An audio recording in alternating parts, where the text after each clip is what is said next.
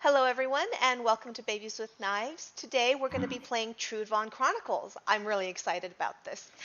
I'm your host Alice Peng, aka Lala Twiddle on the boards. With me below me is going to be my ever-present co-host Brandon Powers. How are you doing, Brandon? I'm wonderful. I'm super excited. Read this a little while ago and have been looking forward to it since then. Playing along with us is going to be our dear friend Alex Yee over in the corner next to Brandon. Hey Alex, how's it going? Good, good. And excuse me. And GMing for us today is someone that was introduced to me by Magnus of Riotminds, a module writer for Trudvang Chronicles, Thorsteinn Mar. How are you doing, Thorsteinn? I'm just fine, thank you. Sorry. And how about yourself? How are you? Great. I'm excited to play. I'm looking forward to you GMing this for us. Thank you so much for coming on. No problem. No problem. And before we get started, I just want to show that you guys will see in the video a time-lapse scrolling through of the different classes and races that are available in this game. But Thorsteinn, before we actually play, could you tell the viewers a little bit about the world and a little bit about the engine and setting? Yeah, the world is based on Scandinavian and Norse Celtic mythology. This is a old world where legends and lore is basically dripping off every stone and every rock. The engine or the system is a BRP clone. We are using die 20s and it's a roll below, and it's more or less a skill system. However, with really fluid combat system where you can have major effect on what your card is doing and how it is presenting itself. Fantastic. That's the gist of it. Well, I'm really looking forward to it. So why don't we get started? Should we start with some character descriptions, or did you want to give us a little box text intro first? Yeah, let's start with a little box text intro. You are three companions that have been traveling in the small region of Stormlands, which is the easternmost part of Trudvang, which is called Noid. And you've been traveling for a whole day. Has been a cold summer day. The rain has been going on and off all day, and you're wet, you're tired. And finally, when you break free of the forest, you see a small village in the rolling foothills of the Troll Ridge Mountains. And the sun is setting, casting long shadows over the small valley, which is characterized by many fields and grazing animals. And you can see that people of the village are urging their animals back into their pens and inside the city or the town walls.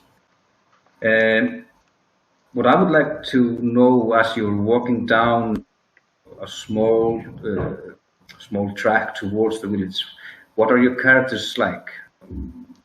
What are they doing? So for Bowden, I am massive. I'm about 8 foot tall, just short of 8 foot tall. And I always seem to walk with one shoulder kind of leaning forward, kind of like I just don't have, it's probably an old injury. But basically that I'm leading with one shoulder to try and compensate for my body weight. I am not a very pretty looking man. I am battle scarred and my skin is thick and leathery from weather worn. I have very unkept hair, long, and it's kind of a combination between just curly mess and a couple braids in it. I wear thick, heavy furs.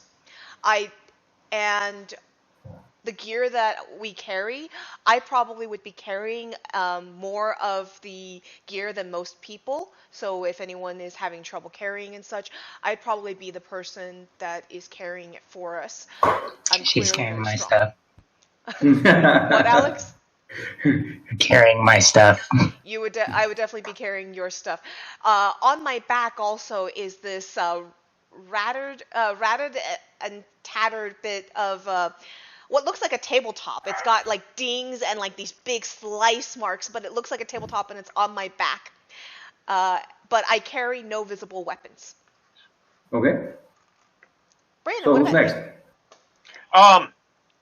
Gervong is a dwarf. He is just old enough that you might start to consider him past his prime.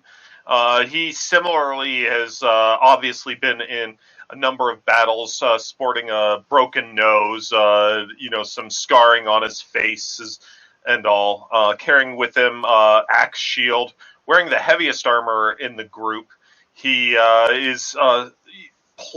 he goes forward with a determined pace, but it's obvious that to keep up with these longer-legged individuals, that's something that he has to work on to keep up with them. He looks upon the farmers and such with a bit of a smile that that they have found respite here, and that there are also places like this that don't need to be as concerned with that daily battle and drudgery of just surviving that we do, in the same way at least. Mm-hmm. Okay. And I'm playing Elder. He is I guess, very thinly dressed half-elf compared to the rest of the companions, just wearing thick fabrics here. He seems rather frail, but in some sense skinny, some sense kind of wiry, and looks a little bit marked by the weather. Been out and about, used to travel, worn a bit. It's on the younger side, and just very kind of like wide-eyed, looking around, taking in like all of the kind of sights and sounds that are around him. So very just kind of out there, not very seemingly focused on any particular thing, but yeah. Okay. Could you repeat the name for me?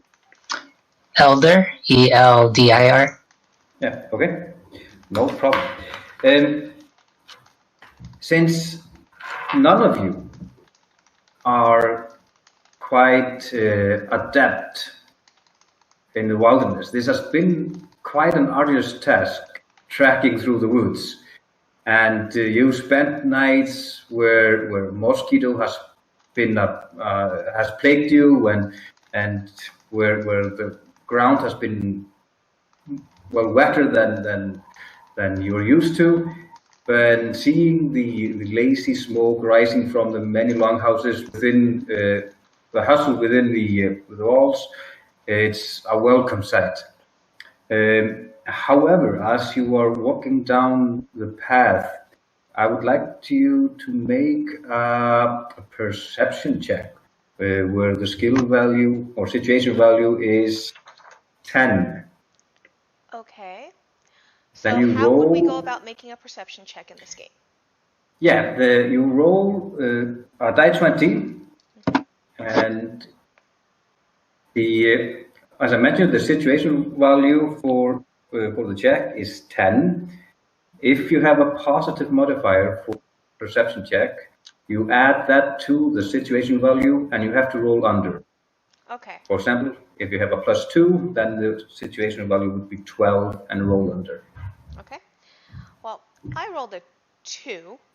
Would finding and spotting also apply to this, or just straight perception? No.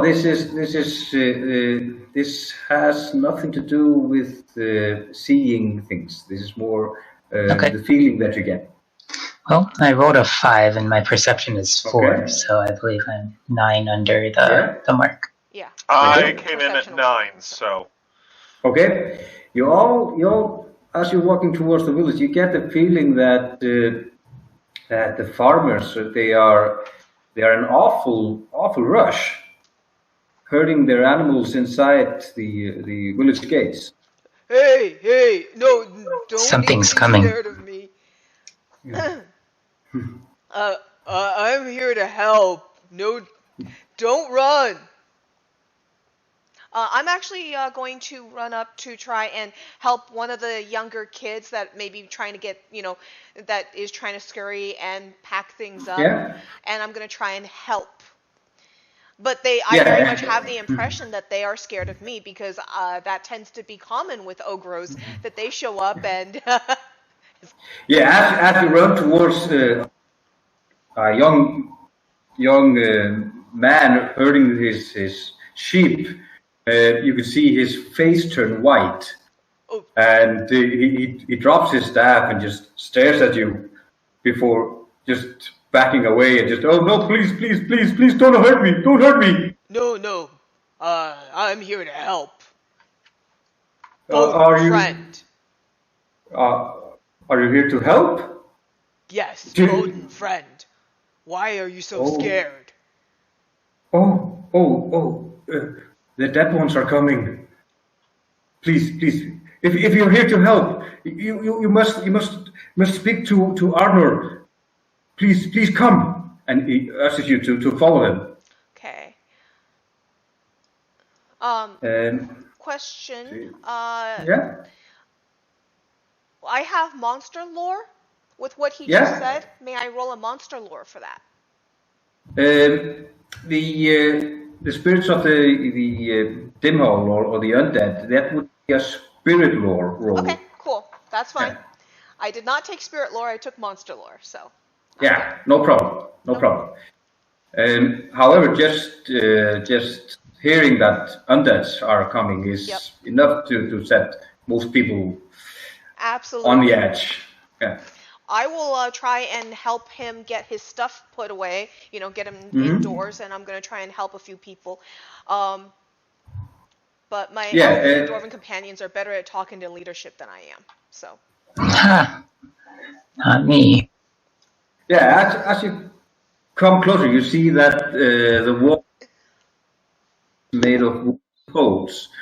Each pole is thick and powerful, obviously made from the ancient oaks in the woods near the village. A shallow moat with foul water is a few meters from the walls, and the gates are large enough to allow a wagon to the village. You see beyond the gate is a wooden tower overlooking the gate and the road leading towards the village. And in the gate you find a large man, though not as large as Bodin is. However, he is well over 7 feet tall, and he has a thick red beard and a completely shaved head, and he wears his beard in a single braid, and he is grim-looking, and his blue eyes are serious, and he eyes you coming, and puts his hand on his barda, and just watches you come in. And as you are perhaps 10 feet away, he just raises his hand. Hey, stop. Who are you people? We are but weary travelers that come seeking shelter and have heard that there is something ill blowing in on the wind. My name is Gervang. I am Elder. Yes. Elder. We seek shelter. We are weary. Yes, you will find shelter here. However, you were right. There's something ill on the wind. We are beset by undeads, and we have been beset by undeads in the last 3 nights, and we've lost men defending our village. Any help would be welcome. So if you are true heroes and honorable, we would love to have your help. I will help. How does one combat the undead? Well, the only weapon that we have had are meager farmer's tools, and unfortunately I am the only capable warrior left of Jarl Gerhard's hird. And he looks around, leads a bit closer. Truth be told, I'm really glad that you came. I will smile at him at that. Quick question, before we continue real quick, because it might change how we go forward. Since this is just a one-shot, and I want to ask if the monster lore would even matter, or should I just switch monster lore over to spirit lore for this module? Just feel free to switch it over. Okay, then in that case I would like to roll on, since the question is how do you fight undead, I would like to roll on spirit lore if you don't mind. Okay, no problem. I have a knowledge of 4, I have a race knowledge of 3, and a spirit lore of 3. So that should be a 10, right? Let me see. Yes. Okay, I want to roll below a 10. Yes. I rolled a 6. Okay. The undead are quite dangerous, and they can cause even the most valiant fighters and warriors to go weak in the knees and turn tail and run. Okay. However, these are not the undeads of that need to be slain with magic or something like that. Undeads are, in Trudvang, undeads are just undying creatures, and mostly made up by soul healers or skeletons and things like that. My question is there a location or source that I would be wanting to bring us to try and basically lay it to rest so that additional assaults would not occur? Well, most often there is, yes. The undead they hail come from barrows and cairns and things like that. Okay. And as you stand there, and Arnór has stepped closer and told you that he's really glad that you come. You feel the temperature around you drop suddenly, and white mist starts to rise from the green grass around you, and you can feel that something evil is coming. And Arnór immediately starts to usher you, please get inside, they're coming. I will quickly go hustle on that way. I'm really surprised my d20s are rolling below 10s. They like me today for this game. As night falls, the village becomes silent. Even the woods seem to fall silent, and the wind holds its breath. Every villager seems to be waiting for something. The guards at the gate hold their weapons and shields ready and wait for orders from Arnór, the veteran warrior from the north. As the moon rises, barricade with the warriors. Yeah, no problem. As the moon rises to the sky, you hear it. A rattle of bones, old armor and weapons being dragged along the ground. The strange fog slithers through the dark forest and towards the village walls. A guard in the tower brings out a horn. They are here! The undead are coming! So what do you wish to do? I wanted to join that barricade of defenders, and like I said, I basically have that big tabletop in front of me, and I'm hunkered down behind it looking over it as we're waiting for incoming. And you know, anybody looking at it can see that there are definitely dents from where arrows were pulled out and such like that of this thing. But I'm just basically getting ready, and as soon as I get someone close enough, I'll drop my shield on the ground, and I'm brawling. I'll jump in the fray. Bowden and Dervin, you both noticed that the guards, they don't hold their weapons as veterans. These are teenagers holding their weapons in front of them like they are, practically afraid of holding a sword, an axe. I would basically try and get them behind me then, and I would basically, as we're setting up, I'll try and correct a few of their grips, but I'll keep them behind me. I do not want them lined up with me. Yeah. Soon as you started to give them orders, they quickly follow suit and seem to be more than eager to get behind you. Okay. And you show a few of them how to hold a sword or wield an axe, and they look at you make sure where their knuckles are lined up and such like that properly. Yeah, point the stick to things like that, and you see that they are really, really grateful for any advice that you give them, and their faces are white with fear, and the fog gets thicker and thicker, and it seems to even muffle out the sounds that you are used to hearing in a village like this. Then suddenly there's a rattle at the gate. You hear this heavy boom, just, and you hear the guard from in the tower. Oh, they're coming!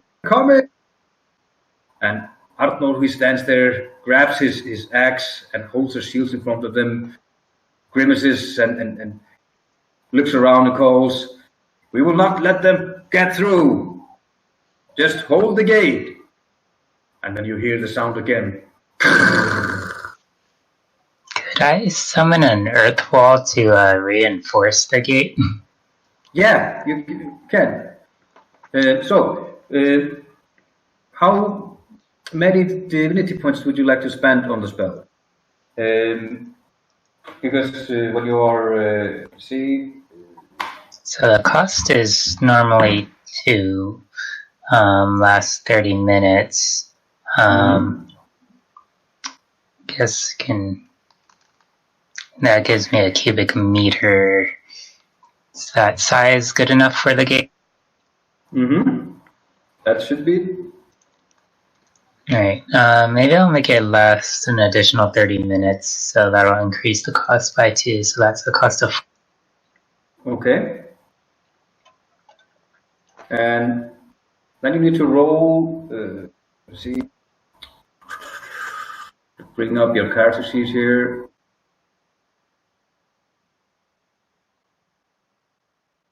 So I've got 10 in Faith, 1 in Invoke, and +8 from the 4 ranks in Ihana, so 19. Do I deduct the total cost from that? Yeah. So I need to roll 15 or under? Yes. I hit a 15. Okay, that's good enough, and you call forth Earth to reinstore and reinforce the gate, and you can hear just ooh ah ooh around you, and the few people that actually, or the guards that are there, they take one step away from you. Just a bit shocked to see that you are using magic like this. Although you know that the Stormlandians are accustomed to magic, you get the feeling that elemental magic like you're using is not that often seen in these parts. However, the gate stops rattling, and everything falls silent for a moment. And then the guards, yeah? I just want to, you mentioned that they have swords. Do they have any spears available? The spears that they have are mostly farmers' tools that have been cut and carved. These are not dwarven made with steel tips. Well, similar to Alice's character, I want to, while we're, waiting and such, just try and be talking to them, soothing them, getting them ready, but also trying to get them into a formation where they, that I would be at the point of the spear, basically, and that they would be sheltering behind me a bit, since, I'm coming in heavily armed and armored versus a bunch of fighters wearing just their clothes. Yeah, as I mentioned, these are probably just armors, and even by the looks of it, these seems to be the sons of farmers. So once you start, as Bowden usher the guards behind you, Arnold takes a place beside you, and once Elder has cast his spell, everything turns silent, and for a moment, even nature itself seems to hold its breath, just waiting. Then you hear the guard in the tower called, they're climbing the walls! And suddenly you can see the skull of an ancient warrior appear top of the gate. And it drops on the other side, on your side of the gate. And then another appears on the top of the gate. So what I would like you to do now is to roll initiative. And initiative is a D10, taking into account all our modifiers, correct? Yes. As far as I can tell, I have no modifiers. Battle experience and combat reaction modify it positively. Yes. Yes. And then your weapon, which Alice, you're just punching things apparently. Shields, I don't know if you're actually using the shield in the end. And then your armor, give you negative modifiers. I have the shield, the point in shield for flavor, but in combat I'm not using it. It's just I basically use it to, pre-fights. Okay. Barricade. Okay. So I have So it is correct that I have no modifiers. I have an 8 on my D10. And for me, I'm a +8 on positive modifiers, but I'm a -8 because I'm planning to use my axe, I'm planning to use my shield, and the armor always counts against me. I have no weapon, so therefore there's no modifier there, and I have no combat reaction, etc. So. Okay. I rolled a 8. I have 1 in battle experience, but planning to use my bow, so that's a -3. So okay. Looking at it. No problem. And it's open roll of 10, right? Yes. Okay. So, Brandon, do you have initiative? Did I miss it? 14. 14. Okay. You are way faster than most of the people there, and you can see that the sword hele, or the skeleton or skeletal warrior, it's standing there 4-5 meters, which I believe is around 10-12 feet away from you. Yeah. And dwarves are much shorter and squatter in this setting, if you've looked at the portraits. So I'm just imagining basically Brandon's got hidden wheels underneath him or something, because he has to be this quick. Because he's so much shorter and squatter, and he'd just be wobbling around. Years of practice. So, as a question, how long is the combat round? Basically, they're climbing the walls. There's only one down on our side at the moment. How many more are likely going to drop down around us before I decide how to use my pool? Well, you can see one. And whether there are more of them already coming over the gate, it's hard to tell unless you get some information from the guard at the tower. Okay.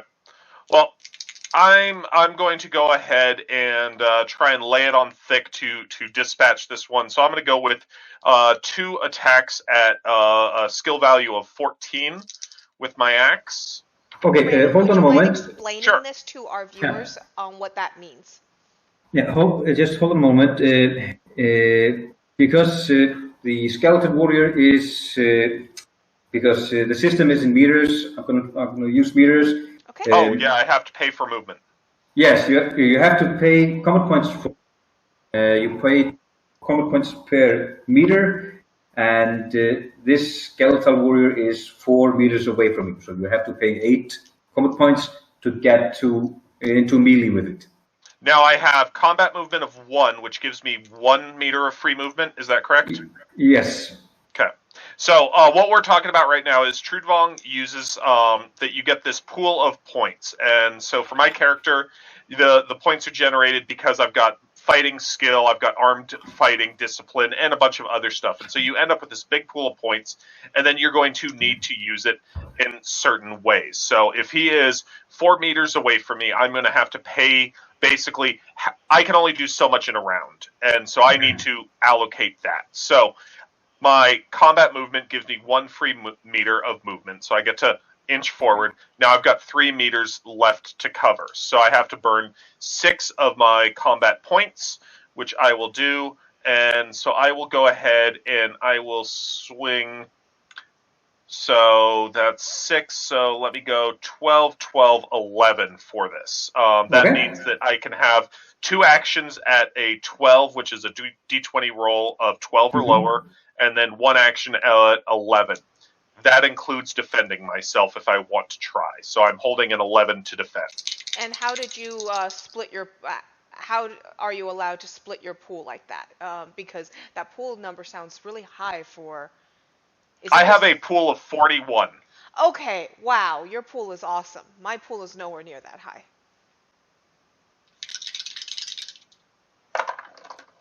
So, I have 1 hit and 1 miss, 7 and a 19 on the d20s.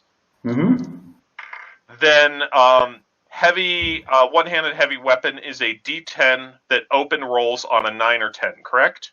Okay. That's right. Okay, so open roll is basically exploding dice. If my die rolls a 9 or a 10, it will explode. The heavier the weapon, the easier it is for that explosion to happen. I roll a 7, I have a strength of 2, so I add 2. That is 9 points of damage on my hit. Okay. Alice, I don't think so, because you're not an armed fighter. Yeah, I didn't think so. I was just double checking. I'm just trying to figure out how you got a 41, because I only have a 16, and I was like, I feel really strong at a 16 with my pool. So I'm like, am I supposed to add categories that I didn't know about? No, you have 12, and these are 16. Because I calculate 16 for my upcoming pool. I have, like we talked about, slightly modified, but my pool should be similar. So my breakdown is, and I'm typing it out to Alice right now, is 9 from the fighting skill, 2 points from my armed fighting, 6 points from one-handed heavy weapons, 6 points from shield bearer, which I am reserving at the moment. I have overspent by a touch, but it would not affect. I just have to move my pool. 6 on shield bearer, 2 from battle experience, 4 on combat actions, 6 on combat reactions, and 6 on fighting. Okay, so I would need to myself 1 point. I would have needed to roll a 12 and an 11, which my hit would have still hit, my miss would have still missed. And then I have a 12 left to block because I have to save at least 6 on defense. Okay, so I am shorting myself a little bit based on what you're saying. So I'll fix my pool. Once you get closer to the undead creature, you can feel the undead nature of the creature wash over you. And this is not good. You suffer 14 fear points, which, because in Trudvang we have this fear system, we have 5 levels of fear. The first level does not affect your character at all, but in the lower levels, or level 2 to 5, then you start seeing negative modifiers to your actions. And now Bowden is affected by the fear that the undead cause, curses, and he has now -1 to all his combat actions. So, next up is Bowden. Okay. Forgive me for being new, but I'm noticing Brandon is doubling points on some of his abilities. Like he has 3 points, 3 ranks in shield bearer, but he was getting a +6 out of it. So am I supposed to be doubling? Specialties are double. Yes. Oh, I Yes. forgot about that. Sorry, That's it's been the like 2 reason months that- since it's been 2 months since we've covered the system. Okay. That's the reason that the brawling was better for you than the unarmed fighting. I am way better. I totally forgot that doubling. Thank you. Sorry, I was just about to reply to you. No problem. So let me just do a quick remath, and I am so much better. Now that makes me feel better. And that's 10, and that's 21 before. I actually think, given how scary these are, I'm going to bring my barricade with me. So I'm going to incorporate that into my pool. And combat action's great. So that Would that delay your initiative more? No, because I have ranks in it. The shields always give us negatives. No. Oh, shields always give us negatives? Okay, so so I would get a -2 on my initiative on that. Okay. So I'd be on a 6.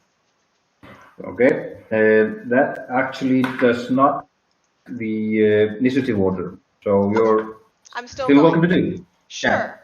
So at that point, with that being my pool, I'm going to split. So I'm bringing my barricade with me, and I'm basically going to jump onto one of them and start brawling with it and punching, using my shield arm to try and basically pull it down to the ground, and I'm going to start uppercutting it and just smashing it apart. Okay. I'm going to split my action into... I want to see how easy it is to hit, so I'll keep my action. How much move do I need to get there? You're also with... So that would be 8 combat points. Okay. So 8 combat points. I have no special movement. So yeah, then... You don't have combat movement under battle maneuver under agility? No, I do not. Let me go double check, but I'm pretty sure I don't. I'm pretty sure I bought... Yeah, I did not buy that. I had a negative agility that I bought. So, -8. Hold on, let me just write this down. 25 minus 8, so that's 17. I'm going to just take 117 attack on him. Okay, no problem. I rolled a 5. I like this die right now. I expected it to roll high and scare me. That's a hit. Okay, let's do some damage. How does damage work? Since you are rolling, right? That's 1d10 plus. Oh, sorry. That's not 1d10. It's just a d10 plus my strength, right? Yes. Okay, great. Or I have a strength. Perhaps it's just one moment because. Sure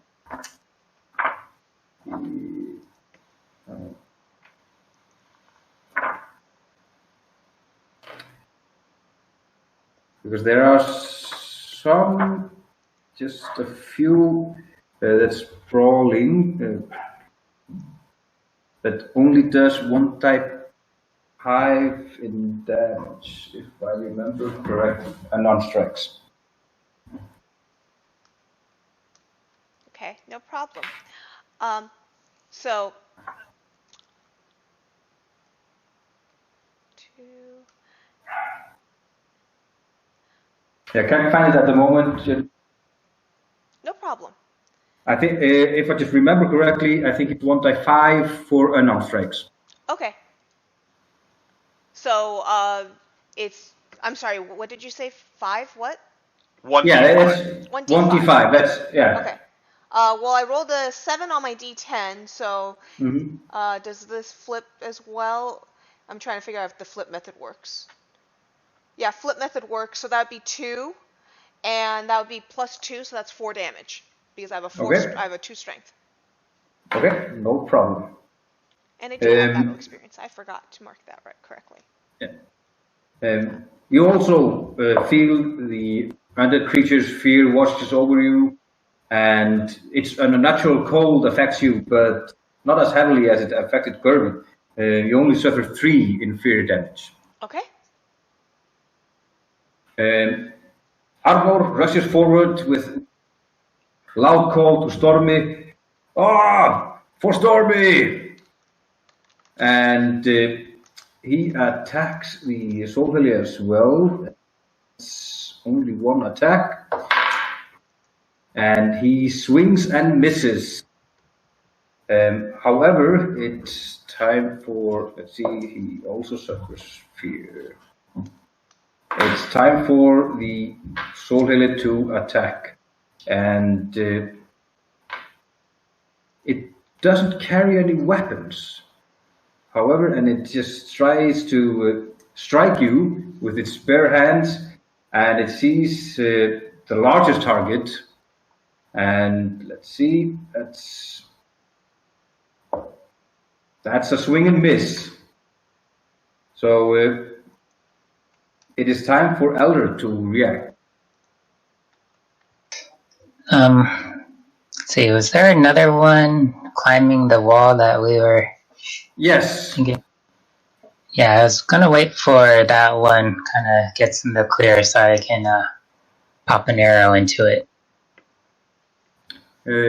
Sorry, once again? I wanted to shoot the next one coming over the wall with an arrow when it is fully exposed. Yeah, no problem. And as you can see, it's more or less on the wall and getting ready to drop down. Okay, so I can see it in full view. So let's go ahead and shoot. My total pull is 13. I'll just blow it all on this one shot. Mm-hmm. And I rolled a 7, so that hits. And D10 for damage is 5. Okay. And you can see that the arrow, it hits the skeleton, and it sticks in the rusted armor pieces that it holds. Otherwise, and it doesn't seem to affect it in any other way. Okay. And with my 1 meter of combat movement, I'll move back a little. Yes.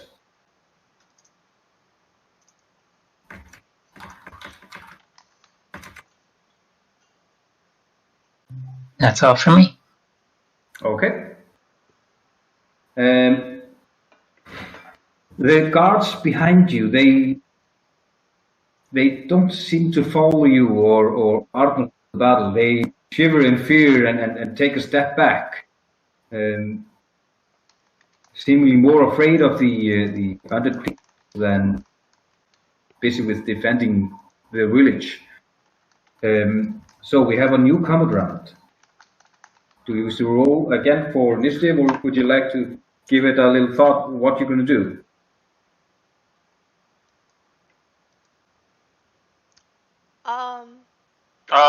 I Roll for initiative or what? or Yeah, if you want to re-strategize what's going on. Yeah. I think right now I'm in the brawl with them phase on Bowden, so I think I'm good with initiative. If other people start, if Gervong notices something and wants me to redirect, I will happily do so. I am not a tactician. I am the person who understands and knows things for the group. Okay. By the way, now that I see these undead, do I have any more information or understanding of these undead? What would cause them to this type of undead to be at unrest or something? Yeah. By the looks of it, these are ancient skeletons. Their armor and what's left of their rotten clothes is ancient and way out of style. So is it likely that somebody was misbehaving and became a crypt raider, and now they want something back from this town? It's hard to tell. Okay. But your guess is good as anyone else's. Okay, but it is a common belief that tomb raiding would cause something like this to occur, right? Well, there are many crypts and canes that have enchantments and spells laid on them, but many of these are easy to bypass because the spells, they don't have that long-lasting effect. Okay. So perhaps it might be something else. Okay. Okay, let's then roll again for initiative.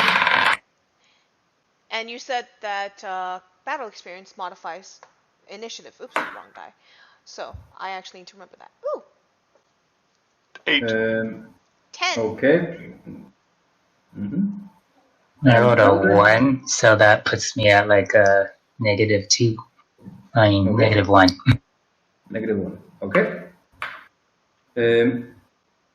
The Soul Hellier that was on the gate drops down, and surprisingly enough, it also is not armed with any weapon, and it starts walking past you.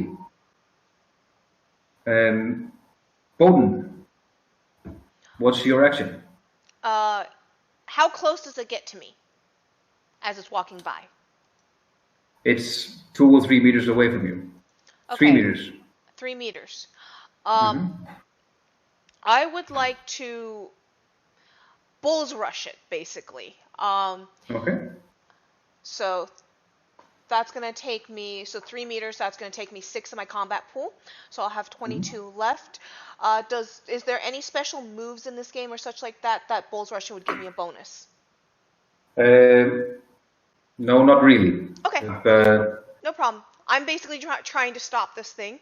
I will actually split my pool in 2 with what's left. Okay. And roll 2 attacks. Okay. I hit once. Okay. And it's The other one was damage. Crit in D&D. Oh, you rolled a 20. Yeah, I rolled a 20 on the other one. I rolled a 20 and a 9. So 5 damage. Okay. Let me see. That's okay. No problem. Next up is Jeremy. All right, I'm going to go ahead and continue on to this guy. Actually, before I do that, is there any way that I can try and steel myself against the fear? Just wondering, or is that something that I am just kind of dealing with at this point for the rest of the fight? You're dealing with that for next minute or so. Okay. And then you get a fresh set of fear points. That is a reduction from the fear points in 10 minutes, and once you're rested and things like that. You have to just deal with the fear at the moment. Well, since I am engaged directly with this guy right now, I am going to go ahead and go all-out assault. So I will grab I've got 14, 14, 13, so I will go ahead and move 1 point from my reaction over, so 15, 14, which means I'm looking for 14, 13 because of my fear level. Okay. And that's 2 hits. Okay. As I swipe my axe down, trying to break the creature's bone, I open roll on both those damages. Ooh, nice one. Wow. I open roll on one of the damages again. Nice. So I'm 19 on one. I am 27. So 27 and 19 is the damage. Okay, you swing your axe and you split go of the skeleton in half and send the bones reeling back, and where they fall down, seemingly dead again. Break their bones. They're weak. By the sound of that, guards, they are not as afraid as they were, seeing how easily you took care of that one. Arthur, however, he rushes forward and tries to attack the other skeleton, which Bowden is fighting, and that's a hit for his axe. And okay, and the rest of the guards that come rushing by, rushing by Gerwin and starts stabbing the rest of the bones that lie scattered just by the gate. Elder, what are you doing? Quick question before Elder. Can I just look around and take my 1 meter of movement to be closer to like the next one that'll drop? Yeah, no problem. Awesome.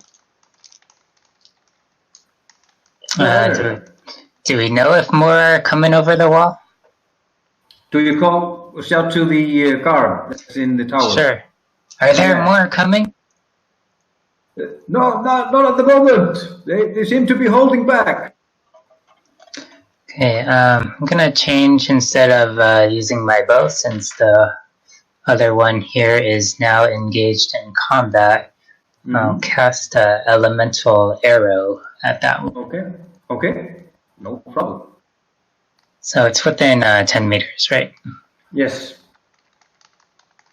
So checking back, I believe, let's see, it started at a 19 for my faith, and then it's -4 for this. I need a 15. Ooh, I just missed. I rolled a 16. Oh, that's too bad. Let's see.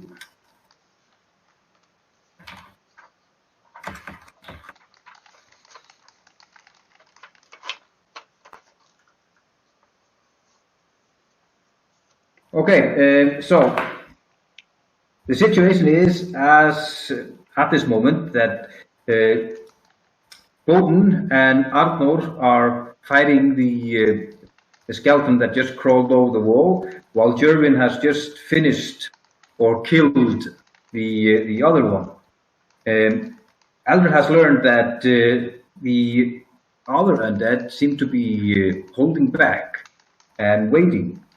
And the guards that are there, they have joined the fray and happily are helping Jervin to kill this skeleton that is obviously dead now.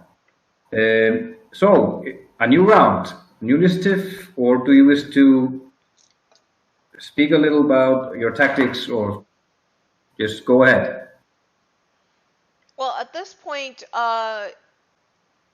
Gervong and Eldar, you guys can see that once I bulls rush the legs of the one that was trying to pass us, I'm now going into a grapple this round because I had my arms around him, his ankle. So you can see that I'm basically going to try and make this thing submit.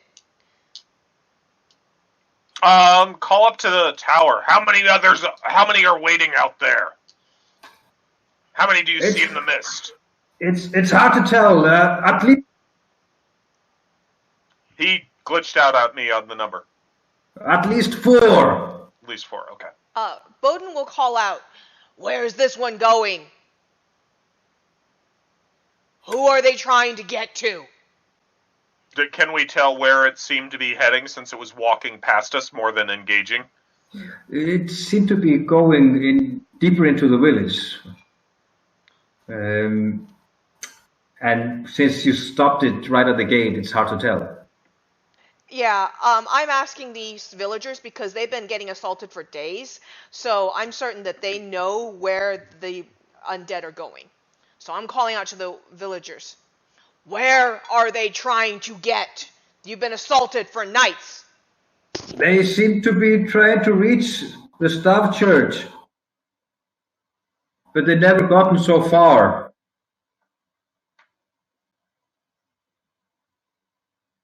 Okay, new initiative. Okay. I'm on 9. Okay. I'm on 4. Okay. I'm on 2. Okay.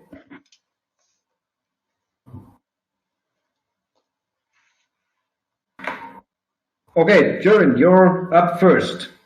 Okay, how far is the one that that Bodin's holding on to? 3 meters. 3 meters. Okay, so I will spend my combat movement to get one of those meters. I will burn 4 more points, which leaves me with 14 and 11 for the attacks. So that will be 13, 10. So let's make that 12, 11 after fear. One hit, one miss. Okay. And that's 7 damage. Okay.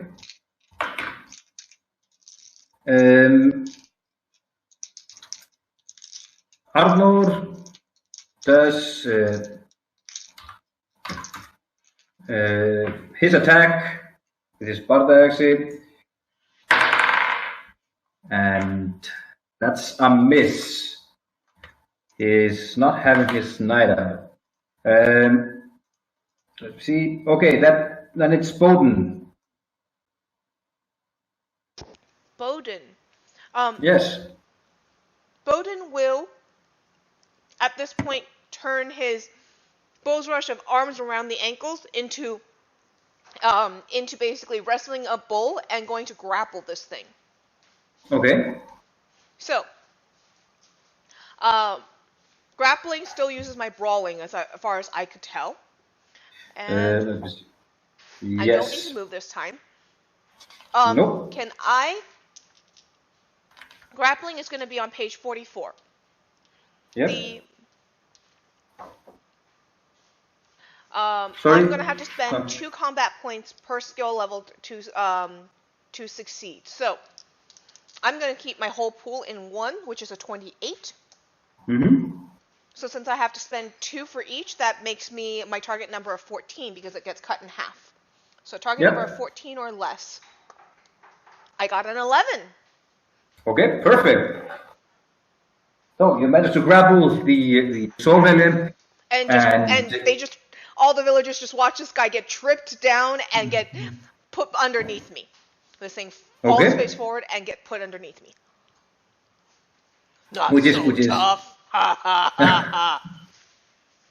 You can see 3 guards come rushing at you with their rusted swords and makeshift spears running at you, happily trying to stab at the creature. Awesome. Elder, what do you want us to do? I don't feel like I'm in position for a ranged attack, so I think I'll just keep the bow at the ready in case there's anything else that shows up. So Okay, no problem. The guard at the tower, he goes down. Wait, they're leaving. And the soul healer tries to crawl. Let's see. Yeah, tries to break free. Sure. Well, never mind. I don't think that this matters at all because I rolled a 20. So no matter how hard he tries, it stays right there. So to finish off the last skeleton, should we just roll initiative again and just go ahead? Before we roll the next round of initiative, seeing that Eldar has been like, what am I? There's not really anything for me to do. Bowden will call out, "Check out the church, Eldar. You're all mumble jumble and stuff." Okay, I'll head that way. Find out what they want. I got a 2 on my initiative. Ooh, nice one. Then okay, I'm just gonna roll. That's -2, and that's a double roll. Okay.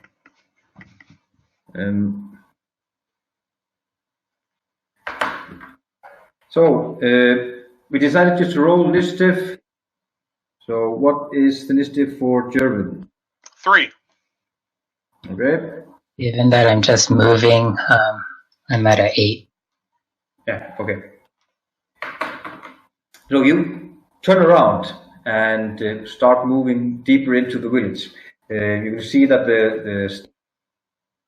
it stands perched on a small hill. It's not much, but it is a proper church. However, as you start moving towards the church, you can see the doors of the largest longhouse swing open, and a rather heavy-set man comes running, still trying to get his chain shirt on.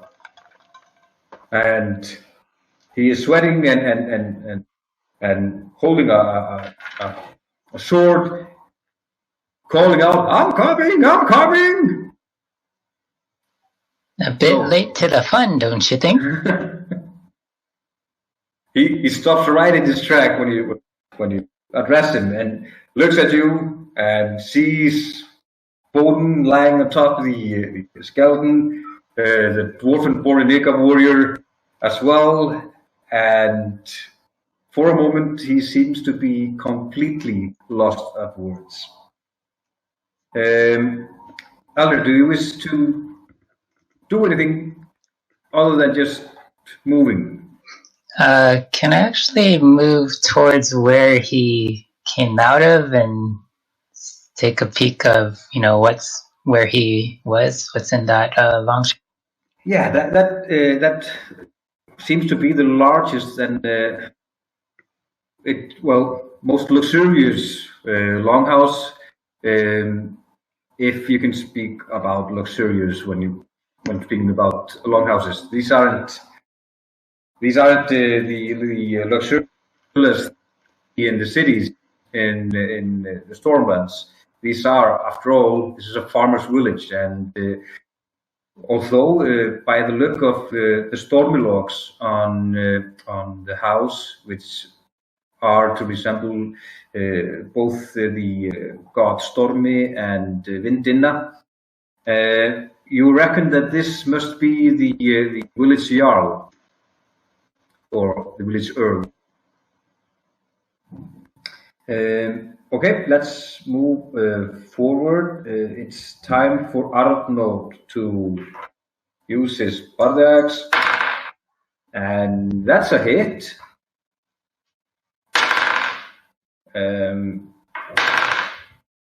Okay, he cleaves the skull of the lying skeleton in half, doing 16 in damage, which ends the unlife of the last skeleton. And you can hear that the villagers that they are present, they cheer, and pretty awkwardly, this heavy-set man, he raises his sword and goes, "Yay, yeah, good for us, good for us." And he comes to you, Elder, and stares at you for a moment, and then goes, You're an elf, right? Well, what are you doing here?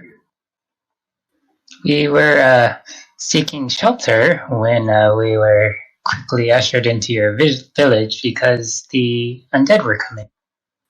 What were you doing all this time? I was getting ready. I heard the alarm go off, and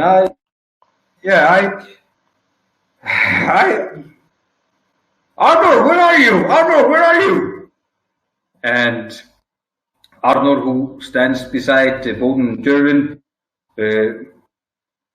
eyes you for a moment, and then reluctantly starts to walk towards this heavy-set man. "I'm here, Jarl, I'm here. These people helped us. We should show them all the courtesies that we can." And he turns to you and says, "This is Earl Geirhard, and he is called Geirhard Grani by those who know him well. He is our leader, and he has been in a fight. Let's just leave it at that." And Jarl Gerhard, he seems to flush at this statement by Arnór, and well, it's hard to tell if he gets angry just embarrassed, but he straightens up and puts his sword in his sheath. Yes, you are most welcome. Thank you for helping. But these are dark times, and we need all the help that we can get. Who are you people? My name is Gervang, and we are travelers. This is my good friend Bodin, and our ambassador from the elves, Eldar. I don't believe they would want me to represent them. I don't know that my people would want me to represent them either, but here we are. You. What have you done to anger the spirits here? Done? I haven't done a thing. Truly, we're just farmers. We farm the land and we keep our cattle and. And who amongst your village has been going places where they shouldn't? These undead, they were seeking something to be returned to their cairn. Something that is in this town. I feel like we're asking the wrong person. It seems quite clear to me he has not done a thing tonight and has not gone on you. Oh! I was coming to help. I truly was. I have my schoolyard. I've killed a man. I'm a warrior too. Truly, I am. But should we search the village for something? What did? Killing a man does not make you a warrior. I spit at both his sides for that statement. Oh yes, I was supposed to look at the church.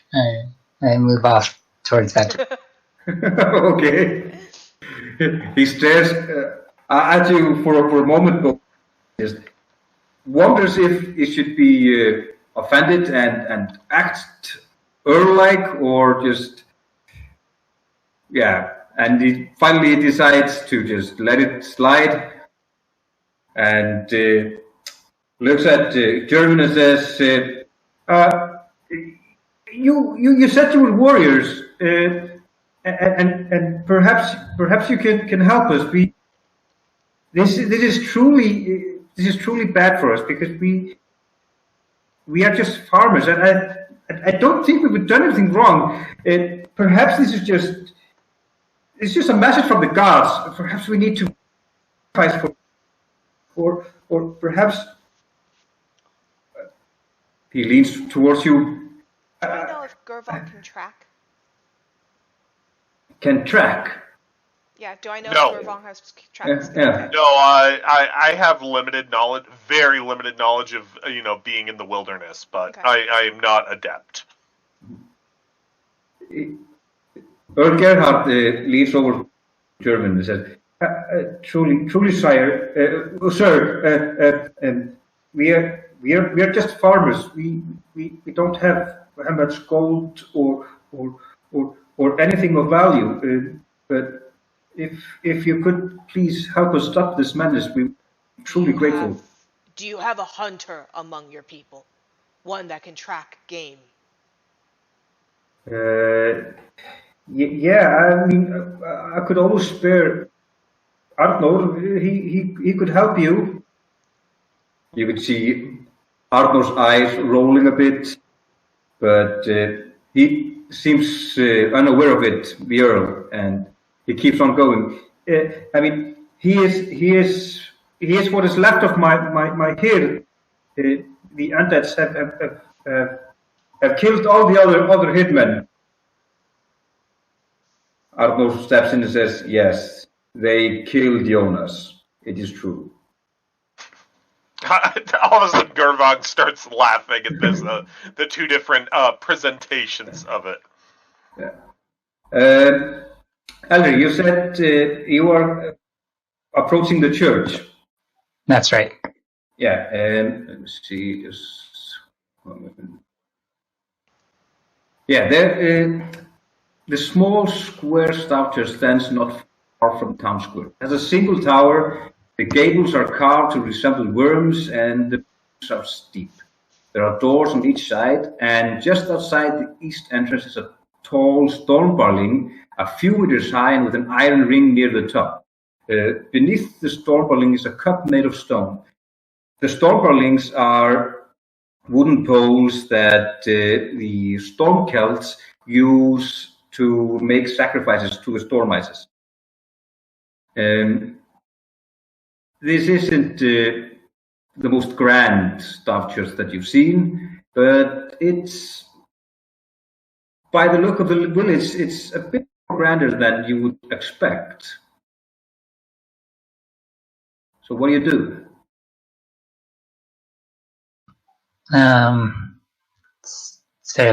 Do I think there's anything in the cup or supposed to be in the cup given their...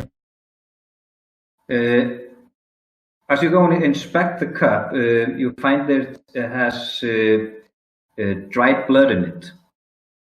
And this is a cup that they use to gather the blood of the sacrifices. That makes sense. Yeah, I guess just take a walk around the building, and if I don't see anything else out of sorts, would it be disrespectful to enter, or would it be okay to enter? Oh, it would be okay to enter. Yeah, okay. Yeah, so walk around, take a look, and go ahead and peek inside. After your eyes get used to the dark inside and the strange metallic smell, you see that despite its small stature, the church is beautiful. There are 10 wooden beams that separate the middle from the hall. Each are carved with runes of ancient rock. The walls are decorated with tapestries that depict the storm ices. In the middle room is an altar made of a single slab of stone, and on the altar lie 4 rings, 1 large and 3 smaller. And by the altar, you find a woman dressed in white. And she seems startled when you come. Who are you? And what are you doing? I'm sorry, I did not mean to interrupt. I am Elder, and not sure if you heard about what happened outside recently, but someone mentioned that this might be a place of interest for the undead that were trying to enter the village. Yeah, I heard about the fighting.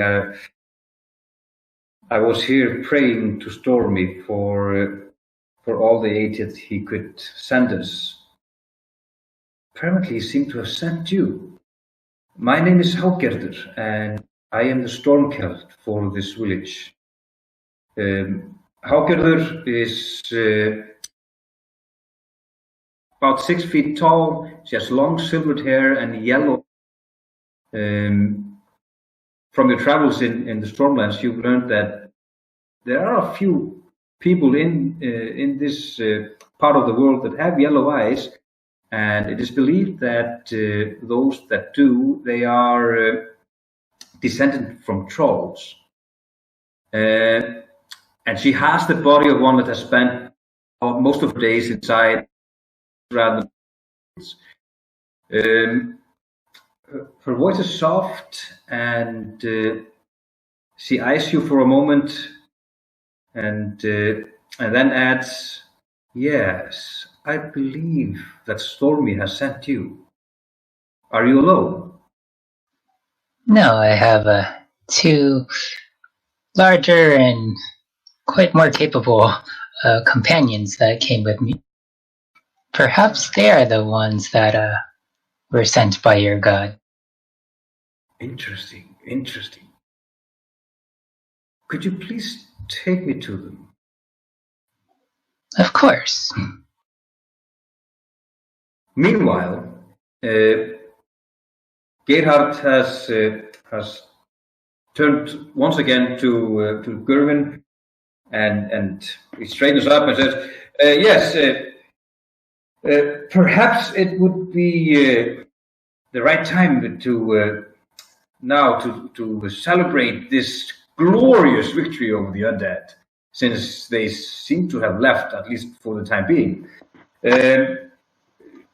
Would you like to enter the my meager home and share an ale with me? This fellow of yours, this large, rowdy fellow, he can come as well. I think we might find a seat for him. I would hope that you might find a seat for Bowden. He and I are brothers of the blade, though he chooses to use his hands to rip apart those that anger him. Yeah, I show my calluses proudly. Yeah, I can see that he is well capable of tearing a horse apart. Which is good, because these undeads are truly a menace. Anyway, follow me, Arthur. You just blow the horn if you. And you can hear Arthur grunting something and starting to walk away. At the same time, you can see Elder exiting the stowagers, along with a silver-haired woman in a white dress. Thorsteinn, Bowden. I don't know if you would believe it, but I believe you are the answer to the prayers of this beautiful woman. I just start laughing so hard at that statement. How can she looks at you for a moment. She narrows her eyes and. Remember, I look weathered. I look scarred. My hair is unkempt. I do not look. And she opens her mouth and then shuts it again. And Gerhard, he looks at Gerður, and there seems to be some unspoken, unsettled argument between them by the look they exchange. Before Gerhard opens the door to his longhouse and enters it. Oh, follow me, please, if you would like to. Yes. And I follow.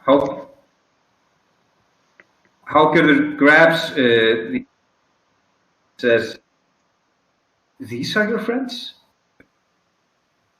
Yes. Truly, the gods have sent us strange company. And it's going to look even stranger to her as I'm kind of lumbering forward, like I said, leading with one shoulder, like I've got a stiff injury. So. Yeah.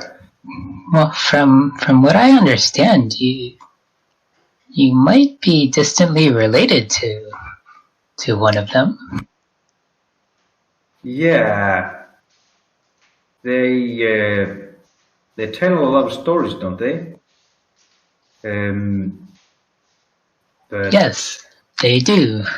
Whoever they are, but yes. Yeah, I've been told this tale that people with yellow eyes have troll blood in them, but my parents were both human, as far as I know, at least the way I remember them. But I don't believe that my lineage is as evident as this tall man that you have with you. This tall, unkempt man. There's also, perhaps you might convince your friend sometime in the next days to take a bath. Well, We've been traveling for a while, so coming to the village, I believe that was one of the things we were probably hoping to do. Yes, hopefully it does. Anyway, please don't let the Jarl wait for, because he can be quite impatient. For the record, my character does bathe and does enjoy bathing. That doesn't change his beard or hair. Okay. Since Eldar called us over, I'm going to say, are you going to join us, lady? I think the Jarl would prefer me to be in the Stala Church, at least for the time being. Then so we will seek you there later on. Yes, please do. I would love to hear about your travels. As you enter the main hall, you find that it has 10 powerful carved columns and a long fire that separates the hall. On either side are benches covered with colorful blankets and furs of many different animals. The walls are decorated with shields and weapons, and in the far end is the Jarl's throne. The smell of cooked meat fills the hall. There are a few people in there. You find that there are 3 children there, ranging from 8 years old to teenage years. There are a few servants there, and sitting by the throne is a really old man with white beard and really wrinkled face, and he is missing a few fingers, and one of his eyes seems to have been gouged out. And he is carving something from a small piece of wood, while the Jarl has taken a seat on the throne, and he directs you to come closer and share meat with him. Okay. So what do you do? Move forward to do exactly that. Yeah, okay. Yep, sounds good to me. I do want to get a glimpse of what is being carved. Yeah, he seems to be carving a piece of miniature warrior. Okay. I'd like to, from legends and lore and such like that, is he creating it? Does carving stuff like this denote some sort of, a fetish for protection or anything like that? Given what we're dealing with outside, this seems like an odd time to just be whittling normally. It's hard to tell because the piece that he's working on it's really crude. Okay. Well, yeah. I will go forward, sit down, put 2 chairs together, and sit down between the 2 of them. Okay. You're all given a horn to drink from, and the meat there it's actually quite good. And you learn from Gerhard that they're growing growing rye in the fields along with honey to make this really good meat, and you find that drinking a horn or 2 gets you even more intoxicated than that you would expect, because it's also. Before we start drinking, I definitely the one warrior that he's got left. That guy's with us here, right? No, the one warrior that was other than Arnor is no longer there. No, Arnor. Yes, Arnor is by the gate. Oh, okay, he's still by the gate. Yeah. And Gerhard, he introduces his children, Gisli being the youngest, his girl, around 13-year-old, is called Vinka, and finally the oldest is, sorry, I mixed it, Gisli is the 16-year-old, and Ari is the 10-year-old. Okay. And sitting by his side is his skald, Stormgrim. And he says that Stormgrim has been a part of this village Hird long since before Gerhard became Jarl. And you learn that the village is called Raudalung. And there live about 100 people there, and it's off the track for most people, and they like it that way. They just like to be, farm and be mindful of their own business. However, this issue with the undead, after drinking an ale or two, you find that Gerhard is convinced that this has something to do with the gods. The Stormicers, he believes that they haven't been as busy with making sacrifices to the gods as they have been with working their fields. And this is something probably that needs to change, and therefore the gods are sending these undeads to trouble them.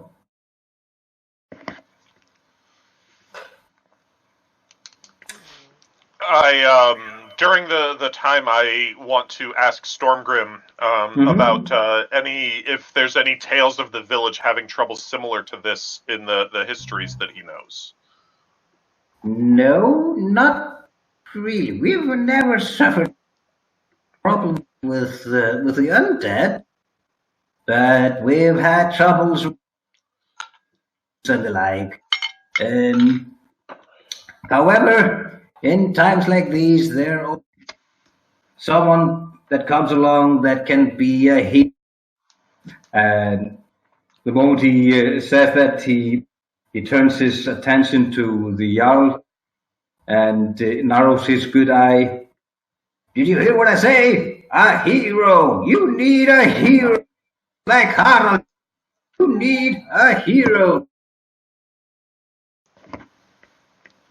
By that, the Jarl just... don't mind him. Don't mind him. I'm just going to pass down another horn to that guy in hopes that, that'll quiet him.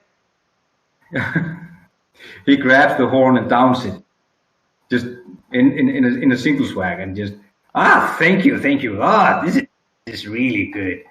Yeah. You heard about Harald, right? You know Harald.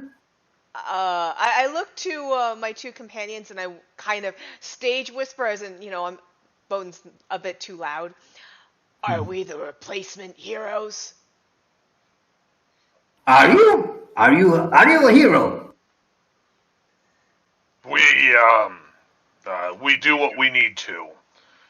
Coming upon a place like this, that seems to be beautiful, simple life, but unfortunately being accosted by such horrors as those.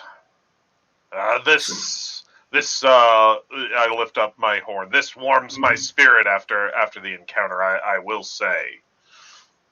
But have there been any, or have the bards have any tales to tell? I know not much of bards' tales. I hear them, but I have no gift for telling them. I see. Perhaps I will make a poem worthy of your deeds if you are heroes. if you truly are heroes. He narrows his eyes and just lets the word just drift off. While the Jarl just rolls his eyes. Yeah, never mind him. He's senile and who cares for poems and things like that? We need to make a peace with the gods. That's what I've been telling Haugerður, but she doesn't we don't see eye to eye in these matters. But that name is the same as the one that Alex introduced us to a minute ago, Eldar. Yes. Then perhaps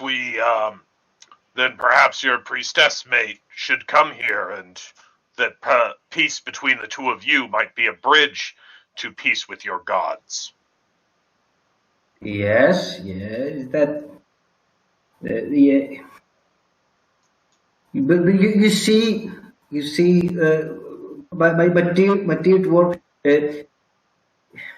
she can be quite stubborn in these matters, and ever since she came here, since our former Stormcap passed away, she has been more busy with helping the women here in the village and teaching them whatever she learned in the city. So I believe that she's not the Stormcelt that I was, but hopefully she will see that we need to make sacrifices. Yes, that's. Yeah, could we get some more ale here, please? Storm Grim just snorts and just. You need heroes, I say. You need. If these are the heroes that you're seeking, then just get them to fix this. And the Jarl just turns to you and. Yeah, if you are truly heroes, yes, then. But we can't pay you anything. We don't have gold. But if you are heroes, then we would like some help. I mean, as you can see, my hair is not much at the moment, and there has been we have lost many people here. He seems really sad. I don't mean to be rude, but I'm here to help. I didn't ask for payment, but I've been asking questions about what started this, and nobody's been able to tell me anything except babble about pain and suffering. We've all been through pain and suffering. That's a warrior's life. I'm not so sure about this guy. Stormgrim, he stands up. And what questions do you need answers? What started this? You've been accosted 3 nights. What changed to start being accosted every night? Why is it going to the church? Was there a new item brought? Was there a new person brought to the town that stays in the church? What has changed? Well, that's the problem. There hasn't been any change. You are the first travelers to come here for many moons, and the only thing that our dear Jarl here is eager to do is to farm and make sure that the cattle thrives. And he spits the last few words, and seemingly not all too impressed with Gerhard. So far, no one seemed impressed with Gerhard from what I've gathered. Me especially. Gerhard, he is downing his 6 horn and he is slumped on the chair and is not that interested in the conversation. While Stormgrim, he stumbles towards you, especially to you, and he pokes you in the chest. He says, "I fought one like you once. That was a good fight. It cost me my eye. But it was a good fight." He poked me in the chest. Yes. I looked With at his finger. With a gnarled hand. And with just two fingers, I grip his wrist and I just kind of bend it back to pull it away from my chest. Yeah, it's not that hard. Careful where you point that thing. You might make someone think you're using a weapon. You should be kinder to our elders, Bowden. He has seen more than what we know, and it is good that you had a good fight once. Battle scars are nothing to be ashamed of. But now he only sees half as much.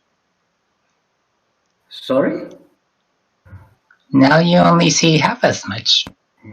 Yes. Yes. But often you know more because of them. My apologies, Elder. I just don't take to being poked very well. Then perhaps you are the heroes that the Jarl had. As I mentioned, this village was once set by trolls and wolves. We are not far from the Wildwoods. But this village saw a hero coming. And that hero was Haraldur Wolfslayer. And he was our savior. And for that they made him their Jarl.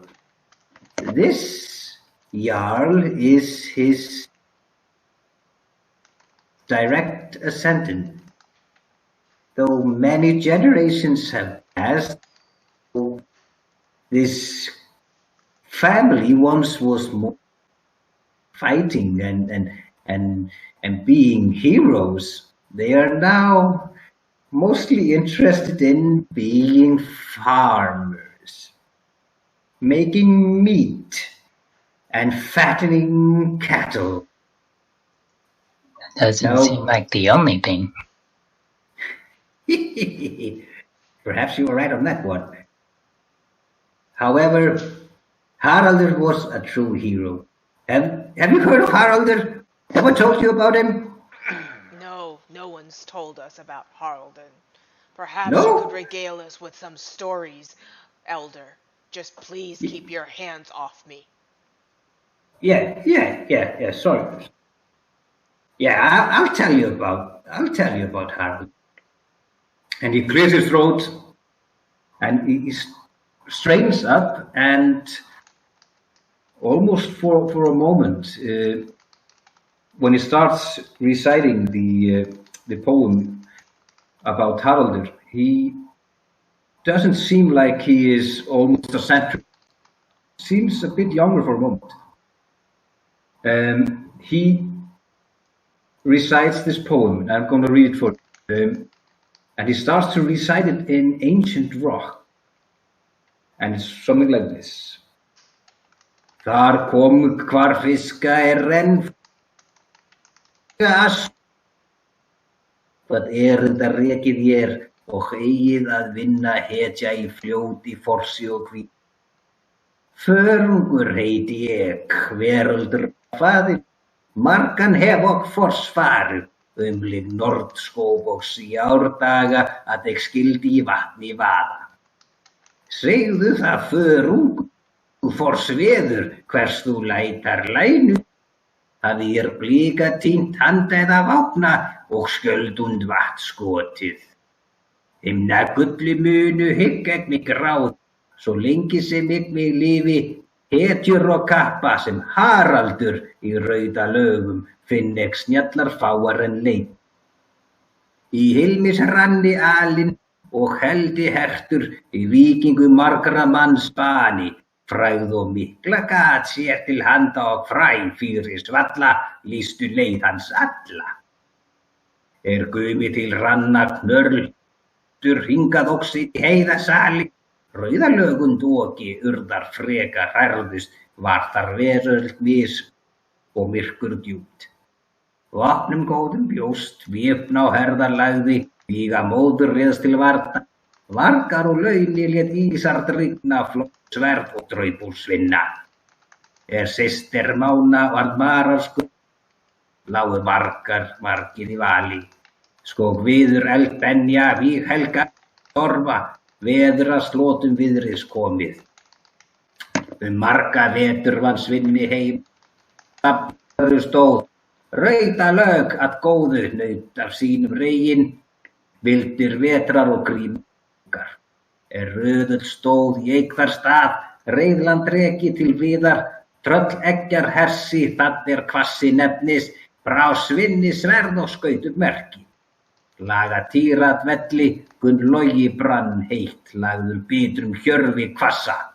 Eingrfa fremri sá fold gladdi, haugi lagður austan vang fyrir rauðalögum, Haraldur varg spani og kersir.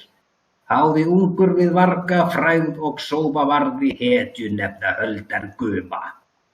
And he stares at you, seeing that you didn't understand much of it.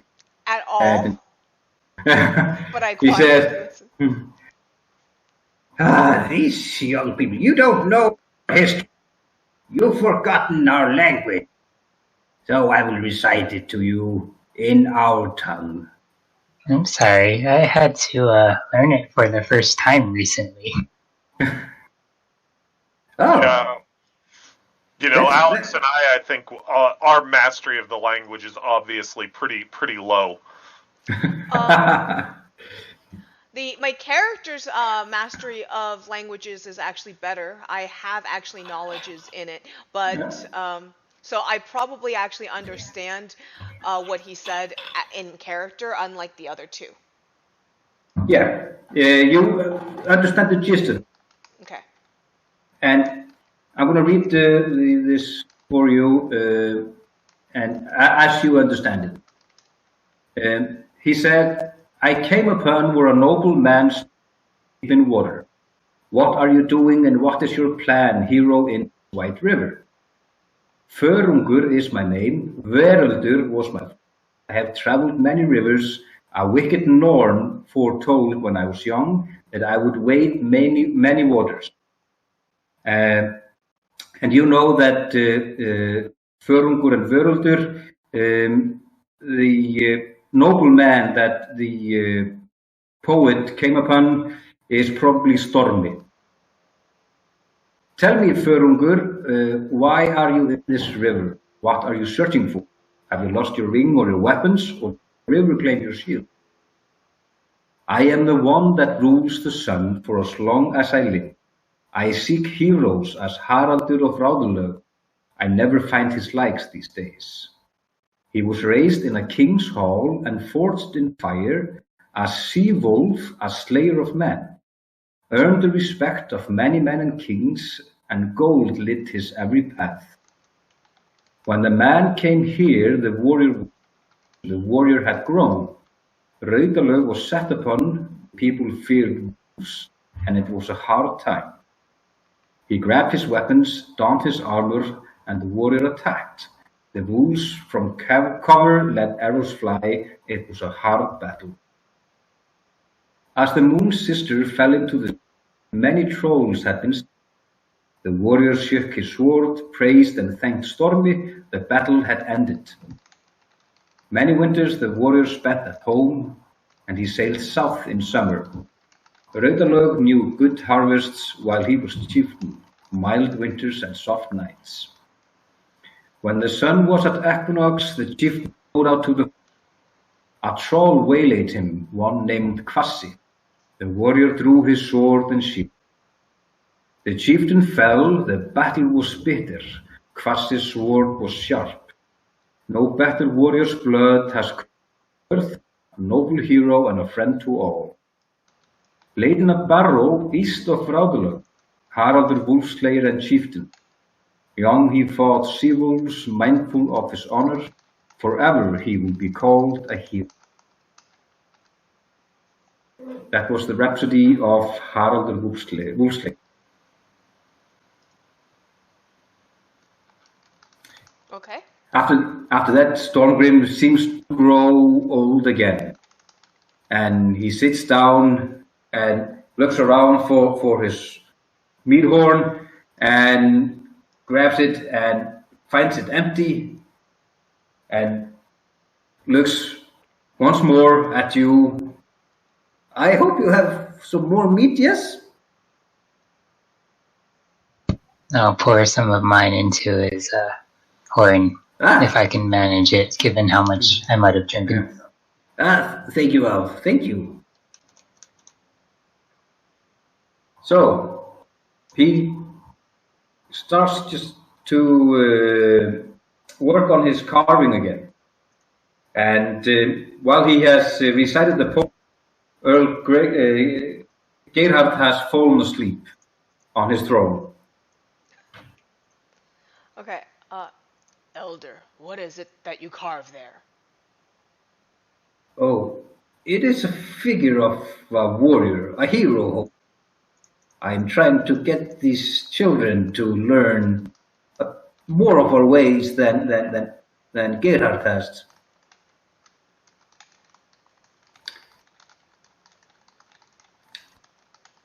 But yes, then again, I hope that one day when Gerhard is old and his son will take over, we will see, well, more in the terms of what we are used to. A true Stormlandian Jarl.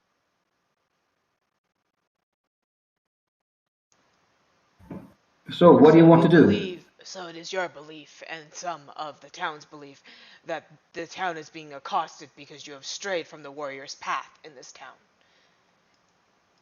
Well, based on my understanding of the story and everyone's behavior.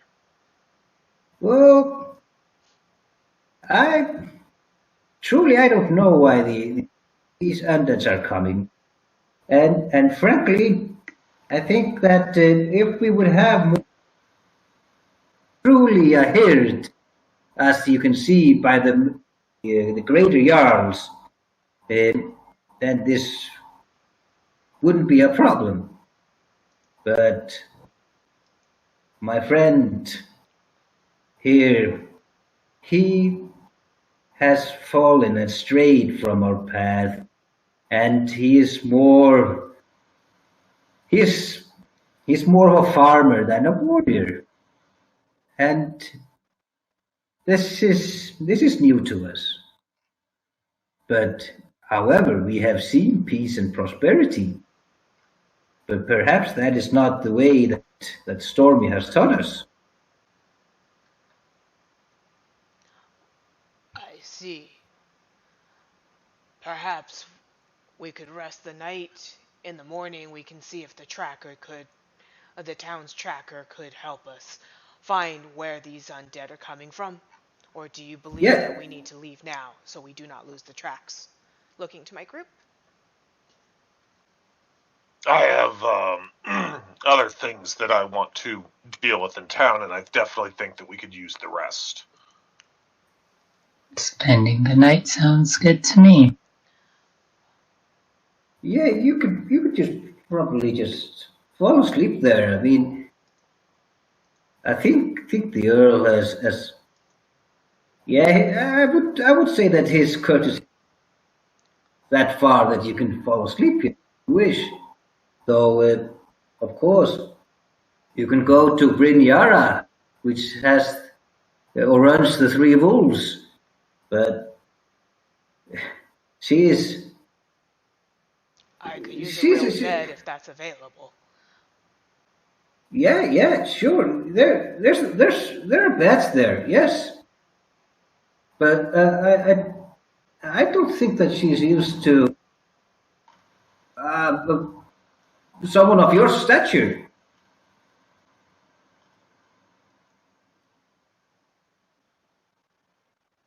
Perhaps 2 beds put together for my stature, then. Yes, you could do that, yes. I mean... You said the 3 horns? No, the 3 wolves. The 3 wolves. Yeah, yes. Thank you, Elder. I hand him the rest of my mead. I get up and gather my things. Okay. He downs the meat, and do you wish to exit the longhouse? Yep. Yeah. I wanted to ask him, by the way, how would one become Jarl if not by blood? Well, that's... As far as I can tell, as far as I remember, Jarl has always been someone that has inherited the position. However, in the story about Harald, he was simply given the position by the people of Röðurlög. They chose him to be his Jarl. But that was many centuries ago. Interesting. Have a good night. Yeah, you as well, yes? Outside the village is the only commotion that you can see by the gate, where Arnór is instructing his guards, his teenage guards, to stay vigilant and wait for orders from the guard of the tower. And there are few columns of white smoke trailing from chimneys of the longhouses. Otherwise, the night is silent. What do you do? Is it a clear night? No, there's still fog. Okay. So wondering about the possibility of stargazing for a little bit. Yeah, I mean, there's fog, and it's even hard to see the moon. Okay. So what do you do? I want to head over to the church that Alex was talking with that lady at before. Okay. It's easy to find. It's prominent, and you find Haugerður inside the church, and she is a bit surprised seeing you. So, dwarf, what can I do for you? I'm concerned for the community that you have here. You are beset by, as darkness falls, you are beset by the undead. And we, my companions and I, cannot stay here forever, even if we could. Sooner or later, we will become wounded, we will become infirm, and we will pass on. We need to find what draws these creatures to your village. Yes, that is exactly what I've been Jarl Gerhard these past few days. Something is wrong, something has gone awry. But he is pretty adamant on the fact that we must have offended the gods. And he has not been all too eager to send out his hitmen to investigate trail that for reasons I cannot understand. And frankly, I think he's just afraid. I'm not at that. It seems to me that he has inherited a warrior's position, but has not lived a warrior's life.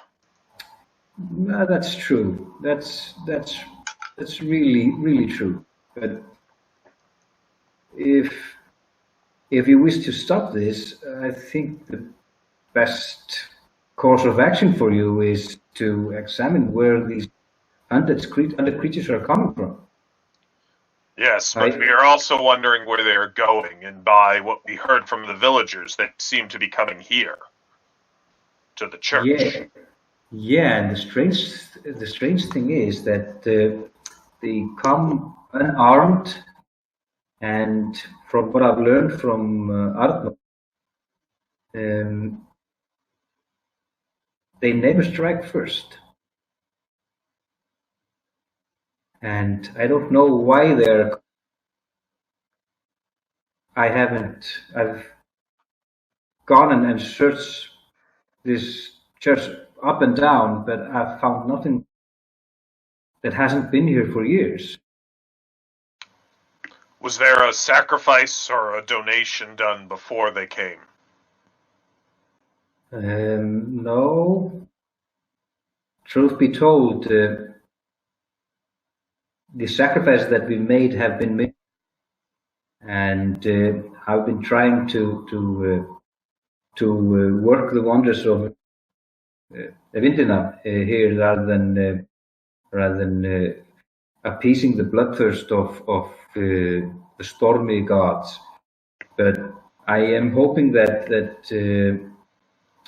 through my work that I can at least teach the tenets of Vindina as a peaceful goddess and a mother and all this fighting.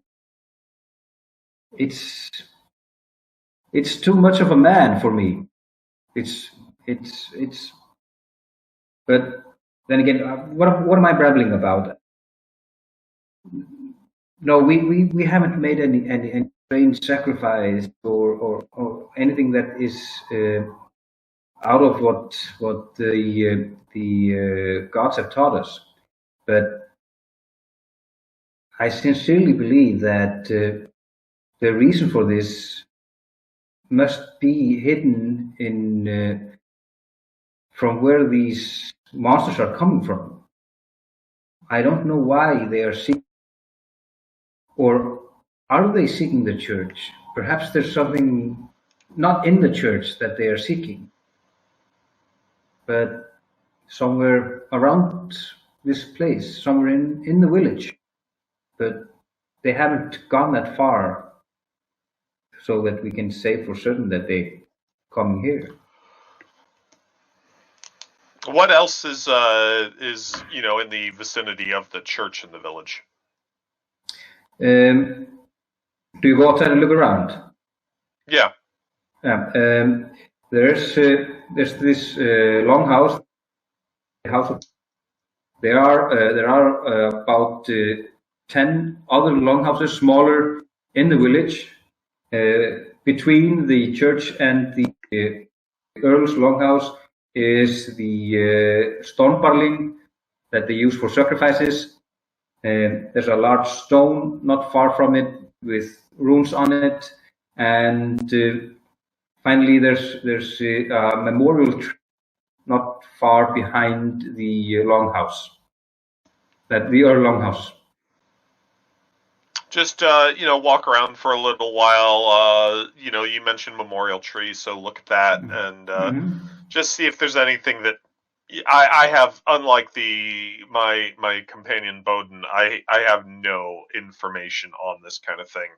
So okay, but just anything that jumps out at me. Okay, no problem. Bowden, what are you doing? Well, to be very honest, given the reaction in town to me and something I'm accustomed to, I am going to head to bed at the moment, and I'm going to hope that Gurvan comes back with some information that I can use, because I do have knowledges. There are a few things, and we'll see what he downloads to me. Based on what he downloads to me, I think I have a request or two for knowledge checks. Okay, no problem. And what is Elder doing? I think Elder doesn't hold his liquor all that well, so he'll probably head to bed. Okay. Gurvan, I would like you to make finding and spotting roll. Okay, I'm horrible with this. Nope, 15. Oh, okay. I would like a bath though too. Yeah. Bath okay. and sleep. My character's tired. Yeah. Are you sleeping at the Earl Longhouse? Mm-mm. I want a bed. I went to the Two Wolves. Yeah, okay. Gerwin, you walk around and you don't spot anything out of the ordinary. I mean, you're accustomed to being underground and all this walking about with Ginnungagap all over you. Well, and also they're talking about their gods and how their gods are fighting and it's too much for the priestess. I'm like, I got nothing on that, man. I don't know your religion. I don't even know your culture. I'm out here to, make a living. Yeah. At the three the three wolves. Inside the three wolves, you find a fire burning in a fireplace in the floor, and the smell of honey meat, just as you've drunken, and roasted meat brings water to your mouth. After a few moments, a beautiful woman greets you from the other end of the hall. Her hair seems to be the color of purest autumn, and her eyes are as blue as cold winter sky. Elder, she stops abruptly when she spots you, and you can see that this is a diver. And she stops for a moment and just, wait, what? I can't believe it. Are you an elf? Really? Yes, and I'm surprised that you are as... I've never met one before. Truly, you. I have so many questions. I have. Why? Okay. Wait a minute. Would you? Are you going to stay here?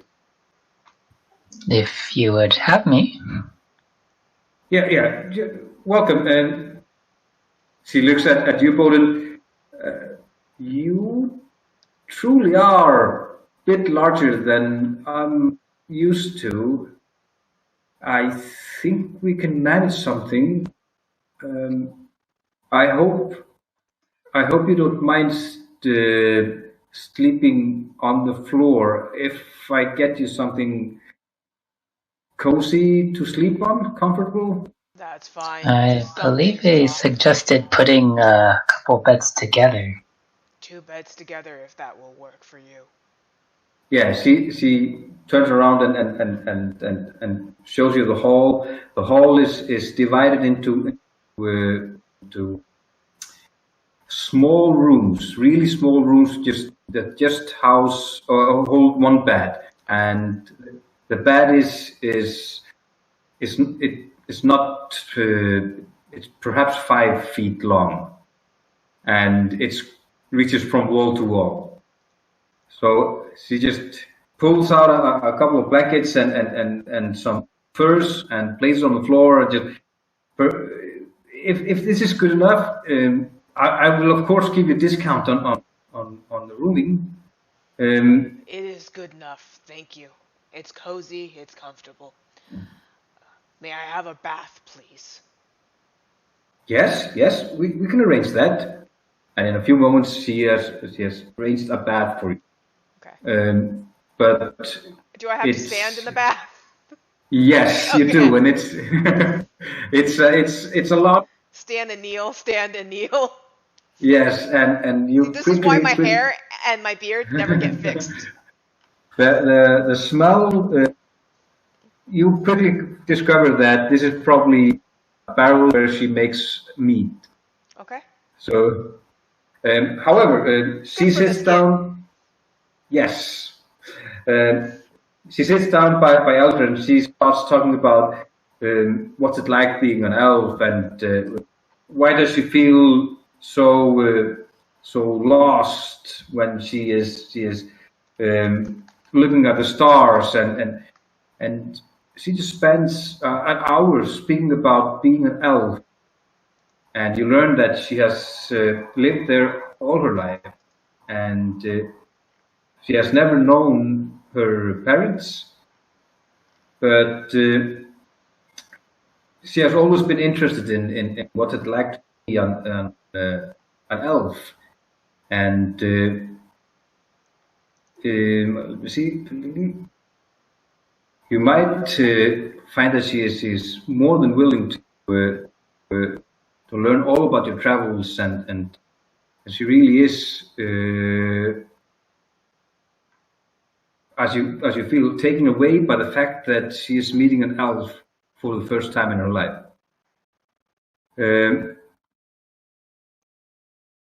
When you come there, Gerwin, you find that she stares at the elder with a sparkle in her eye, obviously taken away by the mere presence of him, while she is not as impressed by meeting a dwarf. Are you with them as well? Yes, he is with us. Okay. I will let you stay here for 25 points, and which is more than enough. More than that. You have more than enough coins to spend for this. Do you wish to go sleep and continue the next day, or do you have any more questions? Just since Bo's has gone to sleep already, I'm good. Okay. I just try to answer her questions as best as I can, while kind of feeling ashamed. I'm a little kind of outcast from my people, but do my best to just kind of fill her in on my experience, and if the sky were better, I'd try to help point out some of the stars and things like that. You learn her name. She's called Brynjara, and she's been there all her life. Never knew her parents. She's obviously half-elven, and anything that you tell her about stargazing and the ways of the elves, she just absorbs, and just with an obvious awe at everything you say. Yeah, I would show her my star harp and a little bit about that. Yeah, that simply blows her mind. Just to see an elfin-made star harp, things that she's probably heard about, and she's really taken away. The next morning, you stayed up quite late, and I assume that you wake up around not at the first call of the rooster, and you find that Brynjara has made you quick breakfast, and you can hear as you were eating that there's some sort of commotion outside. Go and check it out. Yep, head out there. Did she have anything to help with the hangover? Yeah, she pours a couple of eggs into and hands you. This might help, and please, I recommend that you don't eat the porridge. It might get heavy in the stomach. I follow her recommendations and try to drink down what I can. Okay. Outside, by the Stormbarling, you can see 4 people. Jarl Gerhard, Hálgerður, the Hildmann Arnór, and finally the dark-haired boy, which you know as Ari. Gerhard, seemingly not seen you, he calls for silence, and after a few minutes, most of the village, which is present, settled down. Friends, kinsmen, he calls out, adding and eyeing you, and prestigious guests. We are beset upon by monsters. monsters that only come out at night when sun doesn't. These attacks have taken a heavy toll on us. It seems that we've fallen in disgrace with the Yorni no longer stands watch over us at night. Pleased with us. We must make amends. We must pledge ourselves to the gods and appease them. He calls and places his hand on the head of the young boy. I, Jarl Gerhard, I pledge my son Ari. I will sacrifice him to Storm.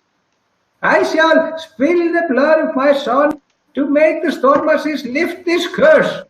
Join me, friends and kinsmen. Join me when the sun kills scavengers and take part in the sacrifice. The gods demand it. I'm going forward. I'm moving forward to intercept. Okay. You move forward, you part the crowd and step towards to Jarl Gerhard, and you can see that he is a bit taken back by your abrupt what's it called? Abrupt manner. Yes.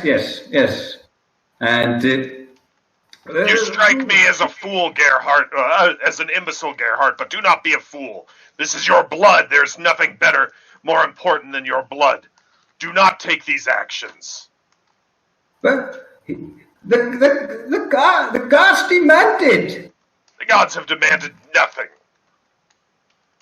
But yes, they demand that we must make amends. Blood does not make you a warrior, as I explained yesterday. Murder is the way of a coward. You are much more likely to make the gods angry through murder and cowardice than you are to show some spine. Okay, I would like you to make a check for me. Absolutely. What check would you like? Let's see. Okay, let's just do this charisma check. Oh dear, I suck at charisma. I just look like I'm blustering and angry. The fact that you are shouting the Jarl. I would like to point out, though, I suck at it, but I did roll a 2 on that die. Okay, that's perfect. You managed to convince a lot of people there that not a good action, and you can see that Haugerður also nods her head. But I think the god demands that we must. How else? These undead are killing my people.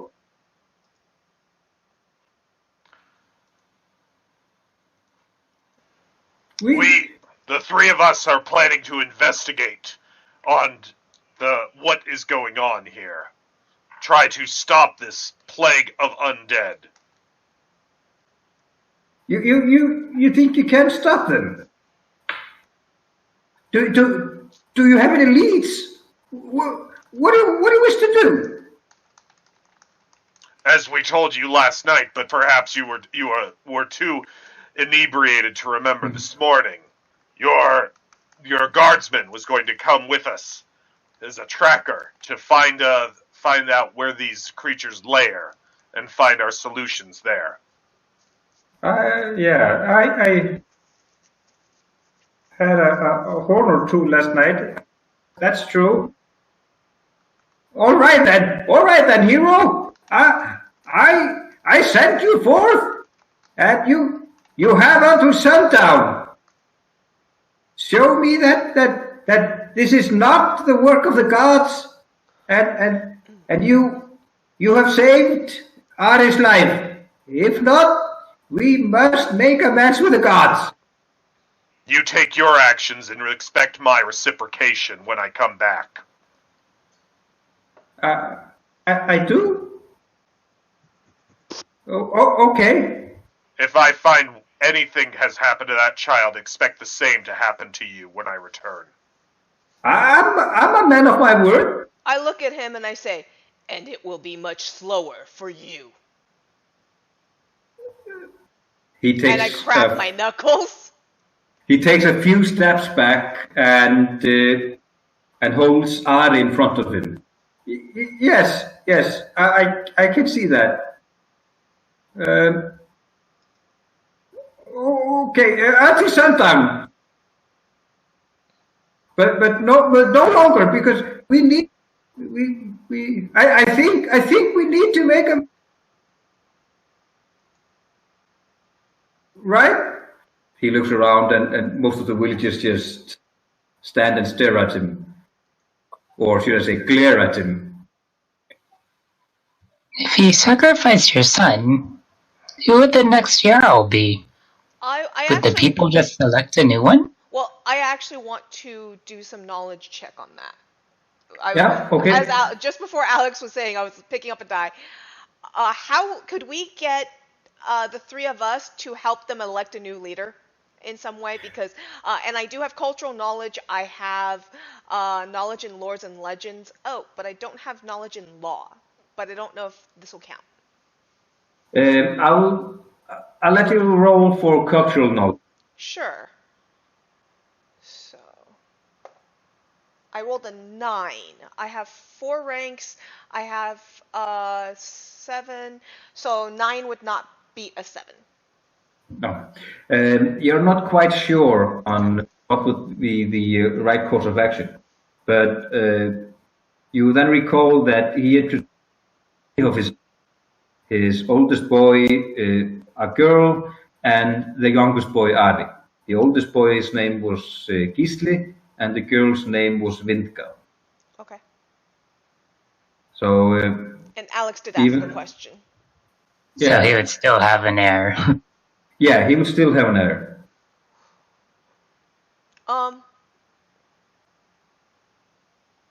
So what do you want to do? You can see that Haugerður is white with fury, and Arnórd's face is hard to read. He's cold as a stone. The bard. Yeah? I want to go to the bard real quick. Yeah. Okay.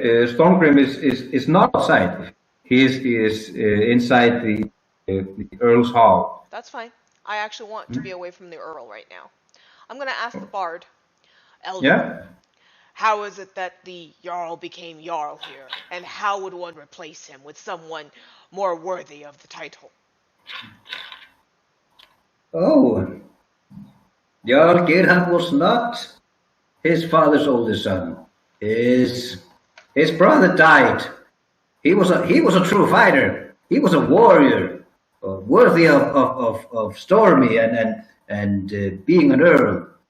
But unfortunately, he died. So Gerhard became earl, and he was never raised a fighter.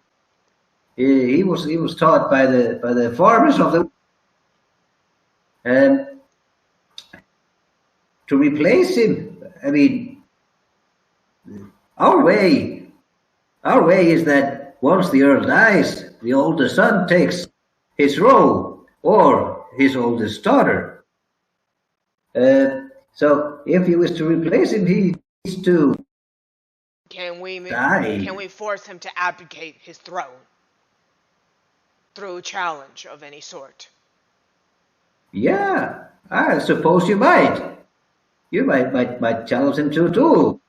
Though I suppose that the people of the village would approve of your leadership. Speaking of my leadership, I would want someone more fitting for the role than myself. And Gerdvang, myself, and Eldar are only passing through. I merely wish to see if we can assist in installing a more competent leader before we leave. Well, yeah, perhaps you might. I would like to be a witness to that. Sure.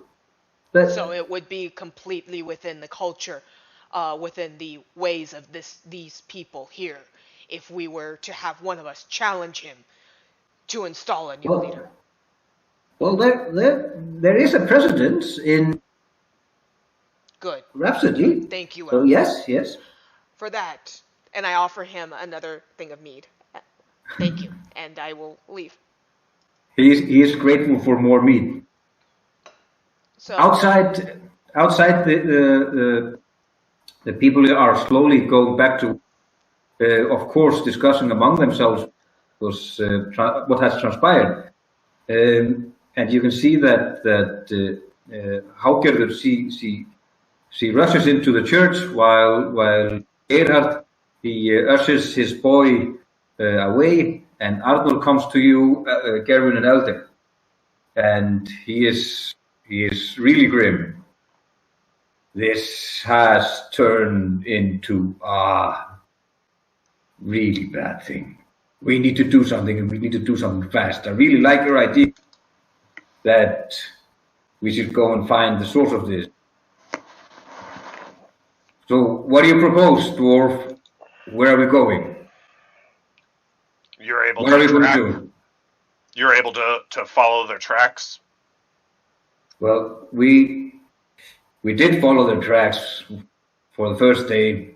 I sent our best ranger, and all he could tell me that they led east, but he lost their track, so he returned only with that information. Yes, I can track, but I've been reluctant to leave the village because of this threat. I agree. After all, Is your best ranger still available? yes, I can have him. That's no problem. Just give me a moment, and I'll find him. And he leaves you and walks quickly deeper into the village. How far would we actually get if we needed to be back before sundown? It, of course, matters on whether you're going to pray, if you're on a road or something like that. That's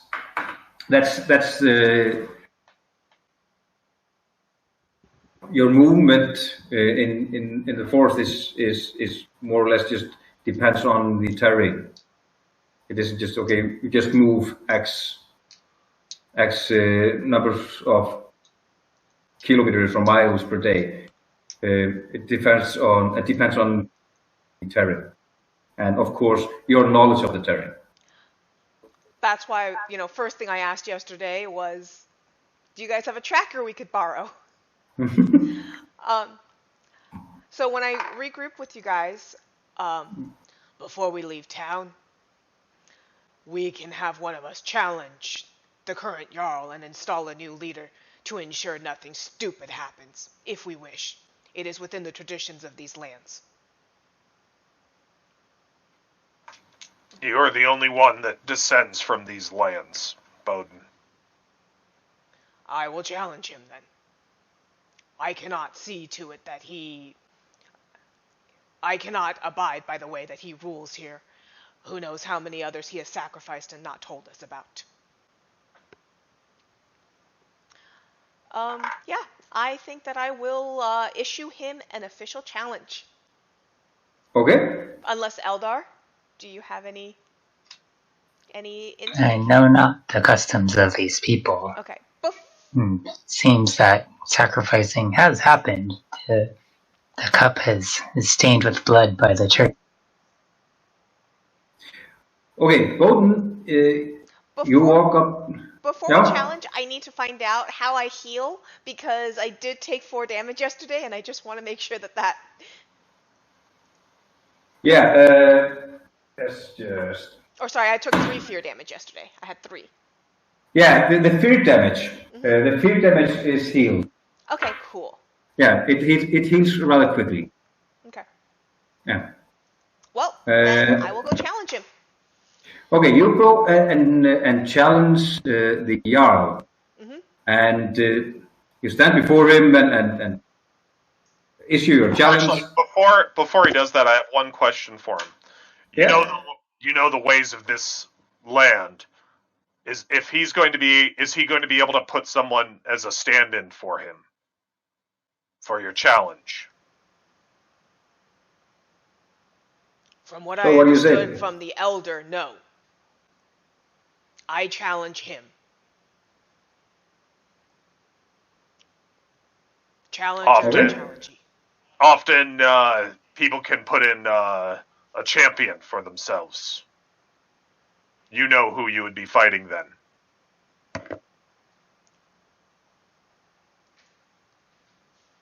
So, I would then, I guess I will go challenge and then see if he can put somebody in his place. At which point I can see if I need to switch out with Gervong as my champion. Okay. For any reason, if it's a weapons fight, it's Gervong. If it's unarmed, it's me. Okay. You issue your challenge. And I want you to make a perception roll on a skill value 8.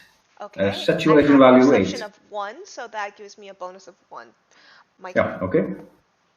I rolled an 8 on the dot, so that makes it because I have a perception of 9. Yeah, perfect. You can see that Jarl Gerhard, he turns white, and then his face turns red, and all the people that were walking away stop dead in their track and watch you at first, then the Jarl, and Ari looks up to his father, and he stares at you for a moment, and he just stammers, Stormgrim, he calls, and seemingly out of nowhere, he comes. He just seems to have followed you, waited outside to see what happened, and he comes and just, yeah, you called, Jarl? What's the rule on challenges like this? This is not called for. You're here to help us. Why? I am helping your people by removing you as their leader. His shoulders sag and he sighs and just grabs his face. I'm also trying to. You were not born to be a leader, so you No. should allow others who have that skill to lead. You may take my challenge, or you may abdicate your throne. Who amongst you would like to lead? He looks around, and most of the people who are mere farmers, they just look away, and he sighs once more and says, then who am I to abdicate my throne? From what I understood, there was a warrior and his ranger. The warrior has seemed to be rather competent, right? Arnor. Abnorth, yes. Yeah. Arnor, should he be? Until someone more suitable can be found, I would nominate Abnorth. You can see that Jarl Gerhard is crestfallen, and he nods his head and walks away, and just, yes, do what you wish. Okay. And you can see that he goes and falls down by the memorial, holding his head in his arms. Okay. I'm going to go to Abnorth, and I'm going to whisper in his ear. The true mark of a warrior and a leader is one who will risk all to protect their people. And you have shown that in the way that you have fought at our sides and your concern for your people. You will make a great leader. Yeah. Yeah, I hope I'm worthy of your trust. But for the time being, let's just focus on lifting this curse or whatever has been laid upon this. Agreed. Here's my best ranger. His name is Breki, and he tracked the undead 3 nights ago and found that they had headed east, and he will lead you there from where he lost their track. Are you heading out? Before we head out, I want to talk to my party. Yeah. Okay. So, waiting for Brandon to. Brandon, you can interact yet? I can hear. Yeah. Okay. I'm just trying to get the dryer clear so I can get more wash So going. for both, so I'm going to find both of you, and I'm going to ask. As far as I understood, Eldar went to the church. Did you learn anything from the church? What they may have been going for? Nope. Not that I found there.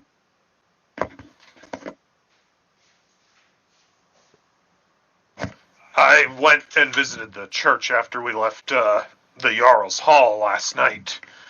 I spoke with the priestess, and she had no ideas on it. There had been no sacrifices or donations that had been made in recent days that she thinks would have led to this anger.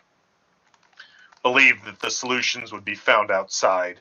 I walked around the area to see if the creatures might have been going somewhere else.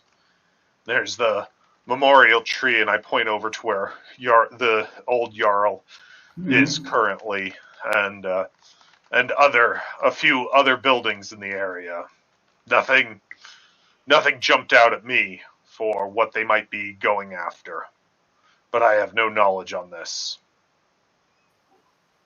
Actually, I remember there were runes and rings on certain things. I don't know what those mean, but not sure if someone more knowledgeable would want to take a look. I know not of religion, but it would greatly interest me to take a look. Perhaps I can glean something from it. So, are you paying a visit to the Stava Church? Yes. Okay. And I would like to take a look. I don't have religion, but I do have, but I do have knowledge, and I do have cultural knowledge. I do have lore and legends. Yeah, I'll roll for lore and legend. Okay.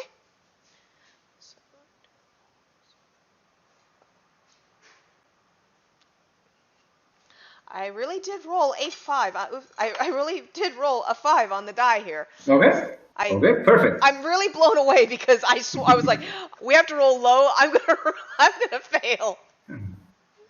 The circles, the iron circle, is a part of the Gerbanis religion.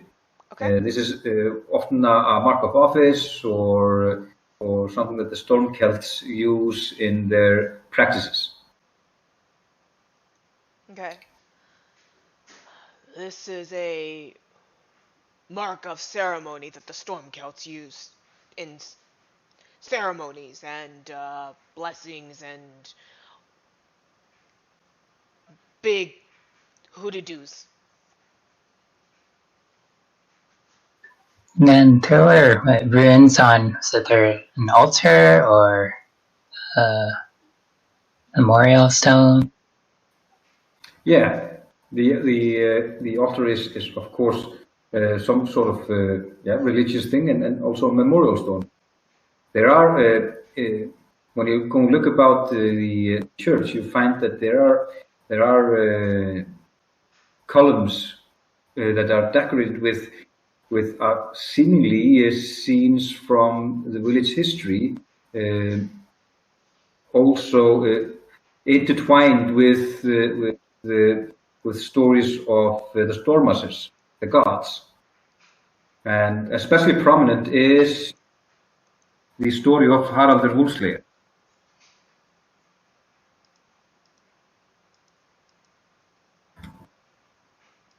So, what do you want to do?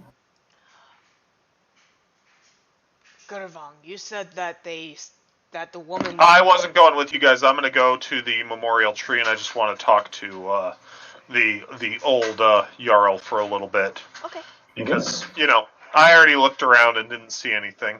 cool. Okay. Yes. Eldar, are you able to use any of your magic to see if there's anything we can't see here?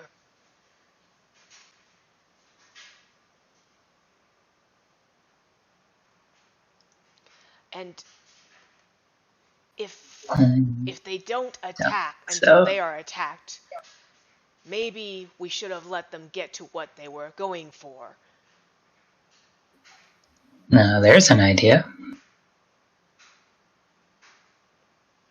If it does not harm the people, well, following an ant's trail can be helpful.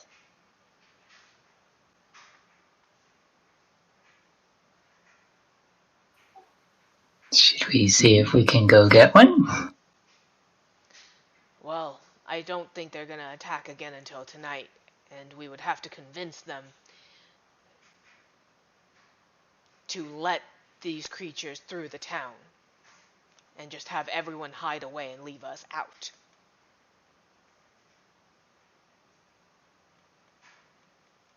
But that would be another plan. Perhaps we can find information when we track today.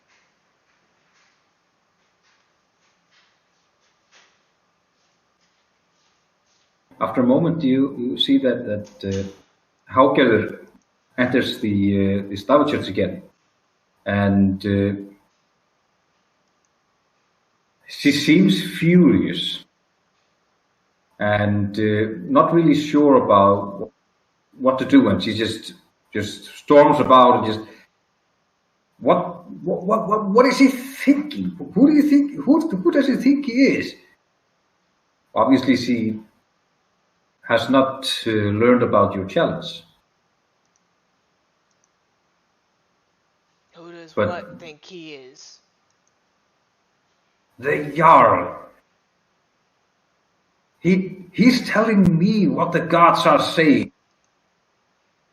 I've spent years reading about the gods, and trust me, the gods, they do not act this way.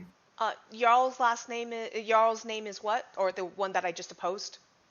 The Jarl Gerhard. That's the old Jarl. Jarl Gerhard. Like Mac Gerhard. Is no longer Jarl. Gerhard is no longer Jarl. As of, What? As of 20 minutes ago, Abnorth is now. Odin challenged him, and he got scared. Big grin on my face, looking really proud of myself. Oh. Okay, I don't know what. Despite all his shortcomings, Gerhard, he has the best of his people always at heart. But of course, he's not the warrior that many people want him to be. But truth be told, as much as we fight and disagree, I like him as a Jarl. He's a kind person. He's a good spirit, simpleton, but he's a good person. He was trying to murder his own child. That is not someone with the mind of their people at heart. Desperate, yes. And a warrior can show a different path, is my hope. Yeah, I hope that you were right. I truly do.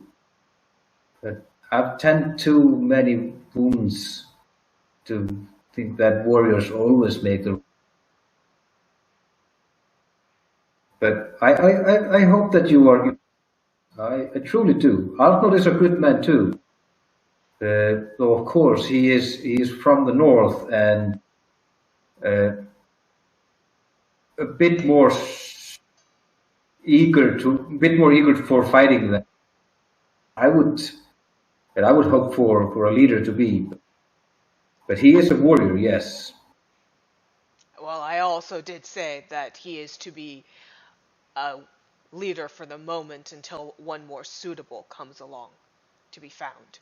He is being temporarily installed to ensure no one is to be sacrificed and executed. Okay, that's good to hear. I agree with you on that. We don't need sacrifices or execution. Not any mindless, at least, execution. I like the children. They are good and they are honest. And I would hate to see Arve sacrificed, because that's not the will of the gods. And perhaps other sacrifices could be made.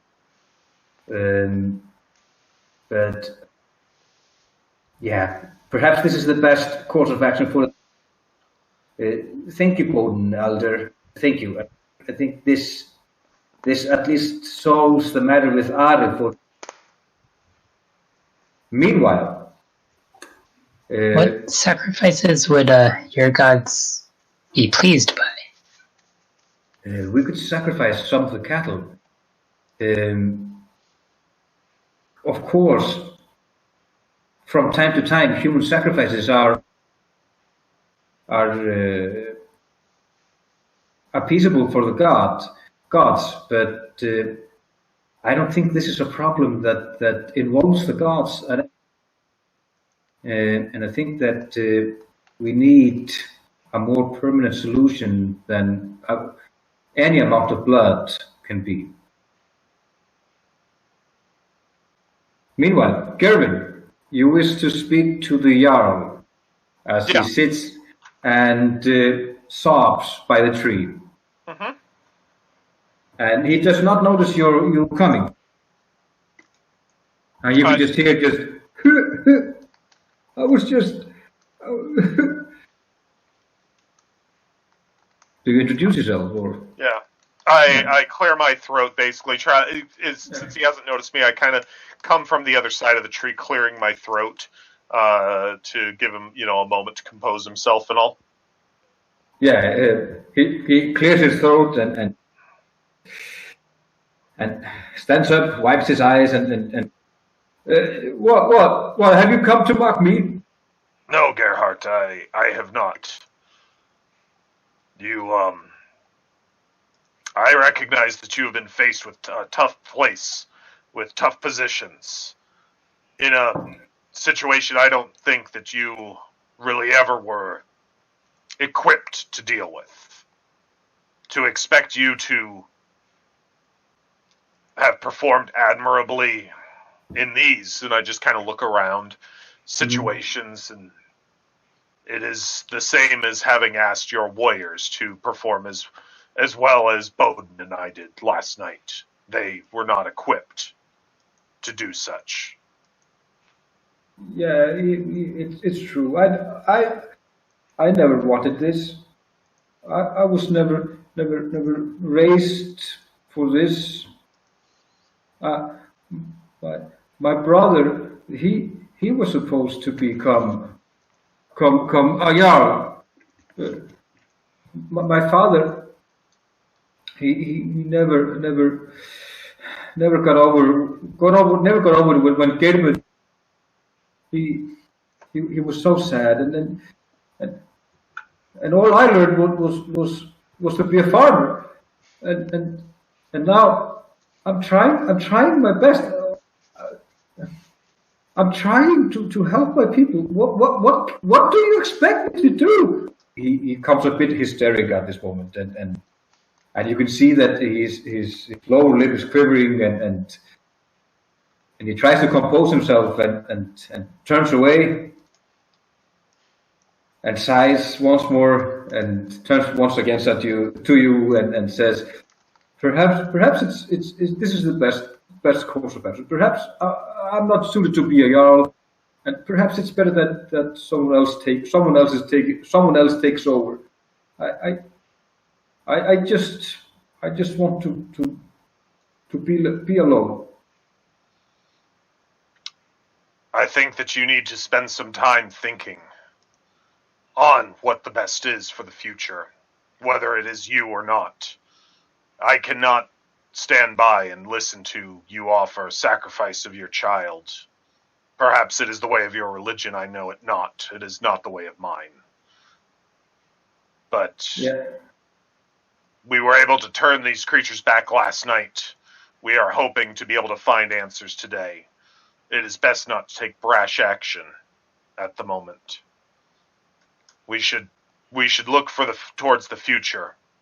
And when my companions and I return, I would like to speak with you on the thoughts that you have had and see if I may be of assistance to helping you find a place. Whether your township wishes to have you as their Jarl after this crisis has passed, or in some other regard. Thank you. Yeah. I think. Yeah, I'll give this a good thought. You're right. You're right. I'll reach forward to clasp hands with him and such. Yeah, and you can hear that his hands are shaking. Okay. But yeah. And when I do, a little more steel comes into my voice. But just remember what I said. If there is a hair harmed on that boy's head when I come back, you won't be very happy. So let's stay friends. I'm gonna let you roll. Sure. And yeah. I have a 2. Ooh, okay. He steps back and tries to release his hand, finding it still fast, or you hold him fast, and he tries to let go, and he nods his head without saying anything. Right you are, sir. Right you are. Yeah, we'll. Yeah, trust me. I won't do a thing. I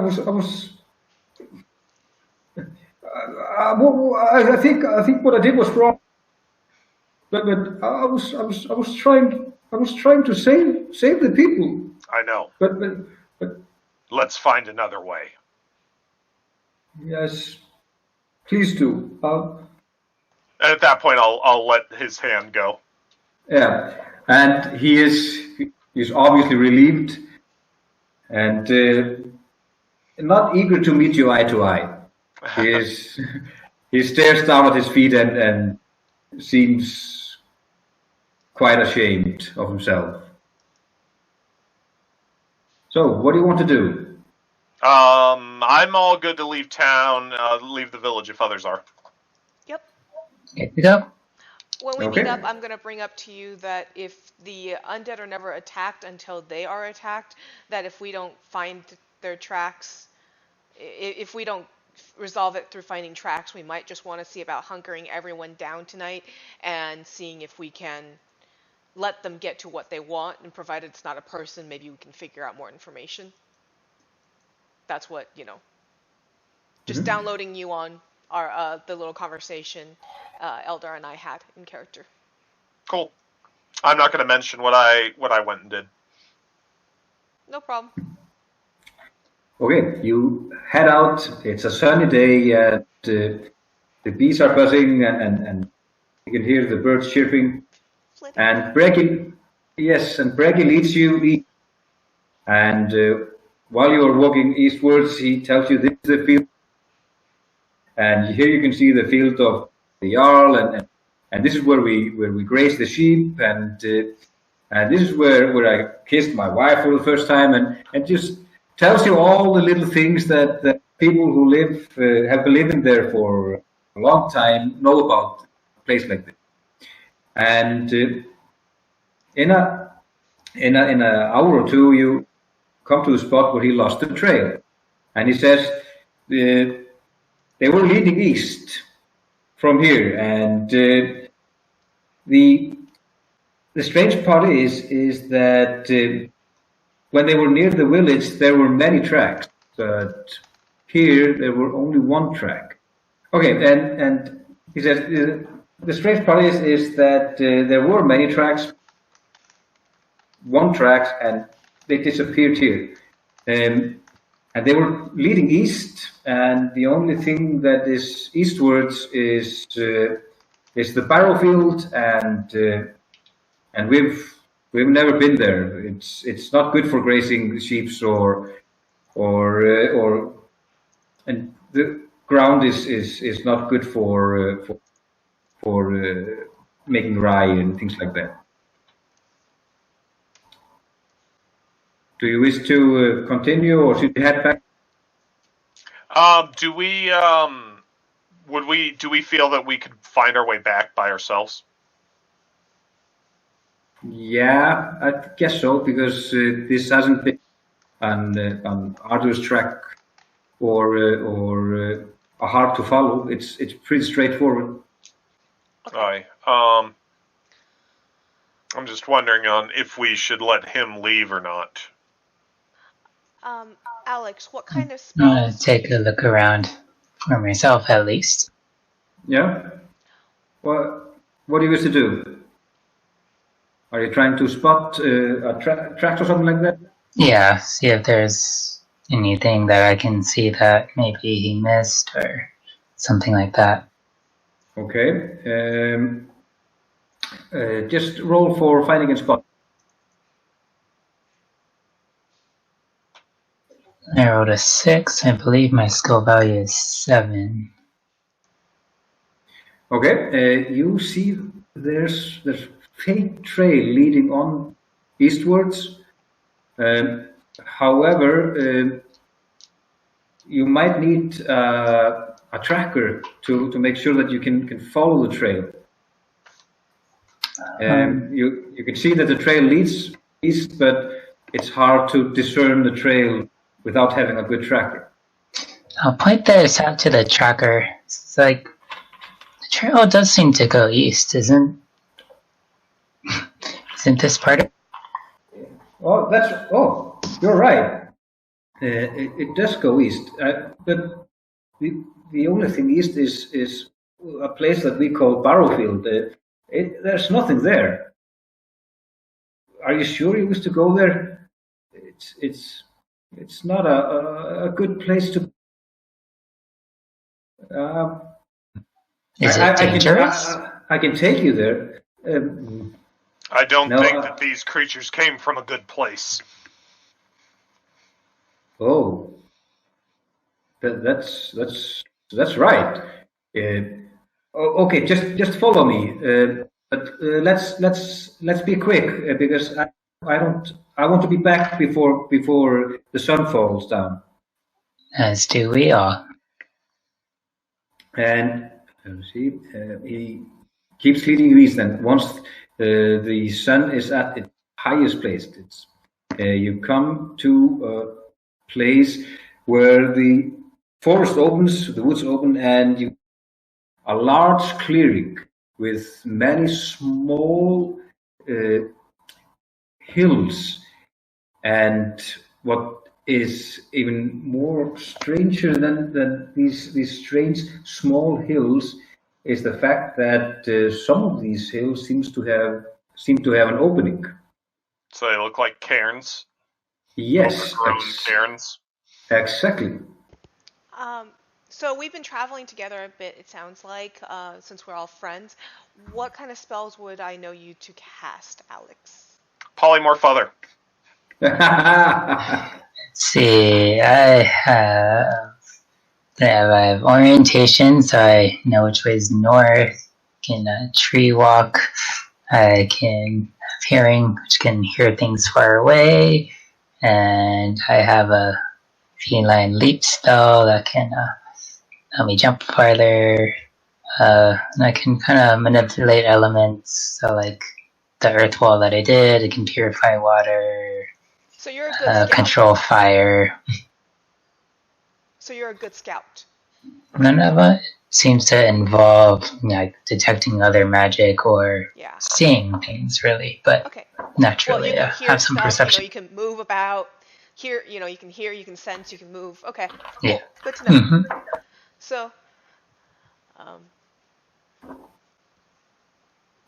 So as we get closer, I'm going to, at that point, are we trying to be quiet? Because I can let the two of you go ahead. You know me, thump, thump, thump. I'm in scale, so Yeah, I've not got a nig quiet. on agility, and I'm like, this bumbling, ogre, so ogro. Rick, he looks at you just. I got a bad feeling. Something bad happened here. I agree. Does not feel good at all. Something was disturbed.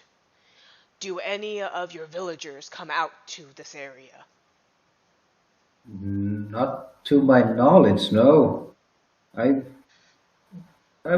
no. I mean, this place has a reputation, and Are there any tracks other than these creatures that come to the clearing recently? no. Truth be told, I don't see that many tracks here. No. Ooh, that's not good. That's a 19. No, I don't see any tracks. Eldar, But- what do you see? All that finding and spotting again. Oh, hey, I rolled better. Got a 4. You look around and try to see what's going on there. You can see that many of the cairns have their doors kicked out, but there's one cairn in particular that has its door kicked in. Hey, this cairn's different. Looks like something went in instead of came out. Should we take a look? Yeah, Yes. I start moving over that way. Yeah, I'm going to as well. Okay. This cairn is a bit larger than the cairn, and the door, which was mostly overgrown, you can see that it lies just inside the doorway, and it has some runes carved on it. The stench of death is overwhelming there, and there's something evil that lurks in there. Do we know what the runes mean? Yeah, we have a person that can read the runes. I presume that Gerwin can read that. I do have reading and writing. Okay. The runes say, I speak of the death of Storm's chosen warrior. I deeply mourn him, he is by many. I forbid anyone to break this door. The undead Lord Wolfslayer rises and the sun darkens. So someone. I will relate that to the group. So someone in the village broke this door open. That's what it seems like to me. As I suspected yesterday, grave robbing was the cause.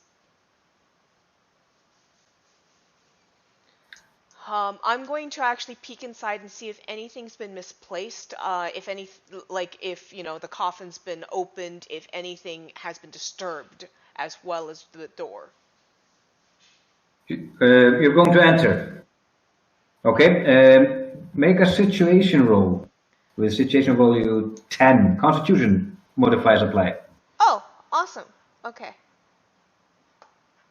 I rolled a 19 on my die. That is not going to work. No, that's not good. No. You peek inside and you just feel this awful stench of rot and death and decay. It's overpowering and you just feel nauseated. And this is, pull my head out of the cairn and turn around and puke. Yeah. There's something really and rotting. Okay, yeah. I turn, I make sure I'm not puking into the cairn, but I puke outside of it. Okay. I look at Bowden and I'm like, are you okay? I hold my one hand up as I continue to hurl. Hold the finger up, hurl. Yeah, Okay. I'll be okay. I don't think I can go in there, though.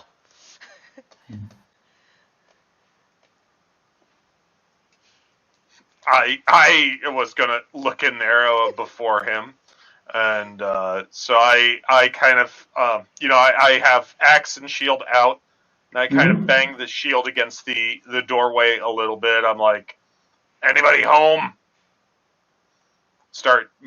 Just crossing over the threshold to look around. Okay, make another. Yeah, also a situation roll. I've got a 6. Okay, you manage to hold back the nausea, and you find that the barrel is large, and in the far end you can see a throne fit for a king. A near decomposed and skeletal creature sits on the throne. Its empty eye sockets fixed on you. The corpse is dressed in old chainmail, and a large shield lies by the throne. The scabbard resting in the corpse's lap is empty. Then a hollow voice fills the room, echoing from all around you.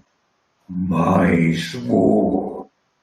I must have my sword. A cold blue light flickers in his eye.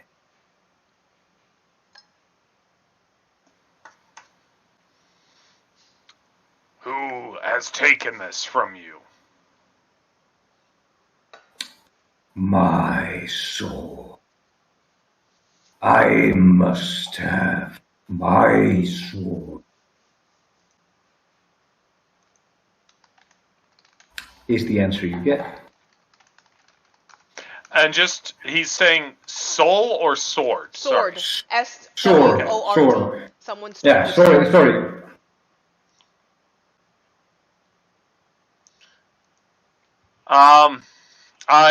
I look around in here and just see if anything jumps out at me, something that somebody might have dropped, things like that. Okay, roll finding and spotting. Or, yep, okay. Well, I've got a 13 and my shadow arts is 1. Okay. You look around and spot anything particular. Yeah. If you are able to give us information, we will attempt to bring this weapon back to you. For the first time, you can see that the corpse, it moves a little, and you can see that the left foot of the corpse almost shivers. And once again, the corpse said, my sword. I must have my sword. I will nod and I will go ahead and start backing out. Okay.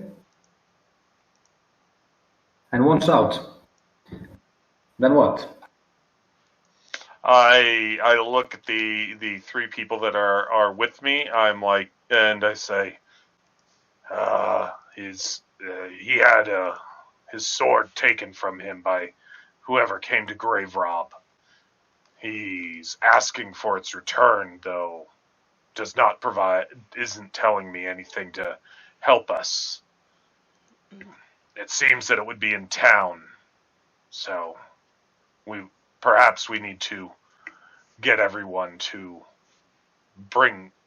go through their things or something to find it. I'm not too good at finding things. We also need to find who did this, who opened the door, who committed the theft. I don't think it matters so much who did it. Well, we need to I find think- who so that they will not do it again anywhere else, or they would only bring this upon themselves again. I think I that wonder one who would has be been learned. interested in an ancient sword. I have 3 guesses in mind. But let's go back to town and see what we can find. Okay, you're heading back. Mm-hmm. Okay, in a couple of hours, you return to Rautalög, and you find the town not as busy as it was this morning, since many of the people have left for the fields and their cattle. However, you find that Arnor is still at the gate, and Haugerður, the Stormkelt, is by the church, and the Jarl, the former Jarl, is at its longhouse, drinking away, seemingly not all too happy about his position. So instead of thinking, he decided to go to drinking. A lot of people do that. Thinking about when I first saw the former Jarl, coming out, kind of getting his armor on, what kind of sword did he have? He had a polished braidsword, which is the classical Viking sword, to just to have something that resembles it. There's a picture of it in the player's guide. It's a Stormlandian weapon, and it looked new and shiny. Like it's never touched drawn blood before, probably, or maybe just once. That's a fair assumption. It at least it did not look dented, like it had been sharpened many times over. So probably not the one we're looking for. So who do you wish? Yeah. So, on the way back, was the scabbard still there in the cairn? Yes, it rested in the corpus lab. All right. So, just get an idea on the scabbard and describe the scabbard to them, so therefore they have an idea what kind of sword we're going to be looking for. Yes. Did any of the swords on the wall, of the Jarl's long hall, I'm assuming, do not specifically seem like they would be the sword for that? No, these ceremonial weapons for display are not are real weapons as you are using. Yeah. They might once have been, but long lost their end, like things like that. They're just mostly for display, especially in this Jarl's longhouse. It's easy to see that these are mostly for display rather than usable items. Using the description given to me, can I gather any understanding of the kind of weapon any importance to the weapon, perhaps in any story or legend that may have come across my path? Roll. Yeah, this when you think about it, you heard mentions of Haraldur and his sword, and his sword was they said that his sword would never lose its edge. Okay. And the sword was called the Wolfsbane, and he seemingly brought it with him when he came to Rauðalög. Okay. You also know that by Gervin's description of the scabbard, that this also must have been a bracelet or broadsword, as the Jarl carried. Oh, so maybe it was that one. Okay, hearing the description. And Jarl was the top of my suspect list. So I wish to go find the old Jarl. Yep, you find him easily in his throne, drinking away his troubles. Why are you back? Where did you get your sword? My sword? Well, you wish to have my sword now? Where did you get your sword? He grabs it and throws his sword at your... Dad, just have it. You've taken everything from me. Yeah. Just have it and leave. Why would you?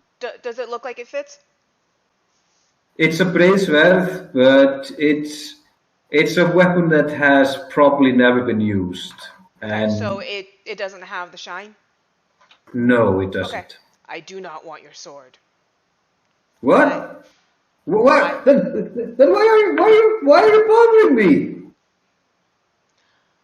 Someone in this town is a grave robber, and we need to find the lost possession so that danger will no longer come. What? A grave robber in this town? But we are but farmers. What? Who could have? What graves are you talking about? We burn our dead. What? Gurval, you were inside. You don't know about these cairns out to the east? Oh, you mean the battlefield? We never go there. It's a bad place. Oh. I think someone has, and they have taken something that once belonged there. And this was Harold's barrow, right? Yeah. From the tomb of the Wolf Slayer. Now, okay, we're going to call for sound. No, wait a minute. I'm not Jarl anymore. You need to talk to the Jarl about.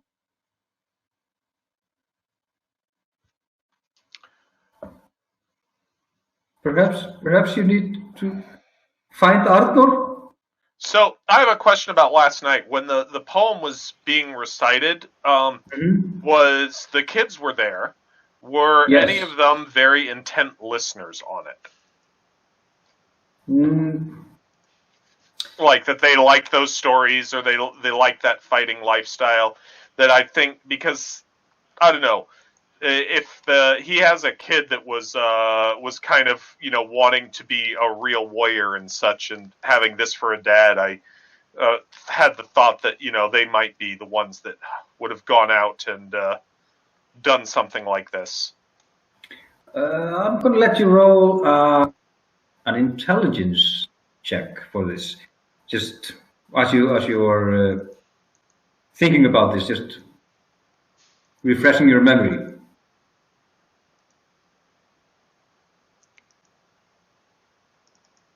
So, and that should be let's have a situation value 12. Okay, 20. Yeah, you were. Worse than I did. You were drinking mead last night. The poem and the mead. There were kids, right? One of them had horns. The other one had these big, spiky buck teeth. The last one looked like a lizard. That's the kids, right?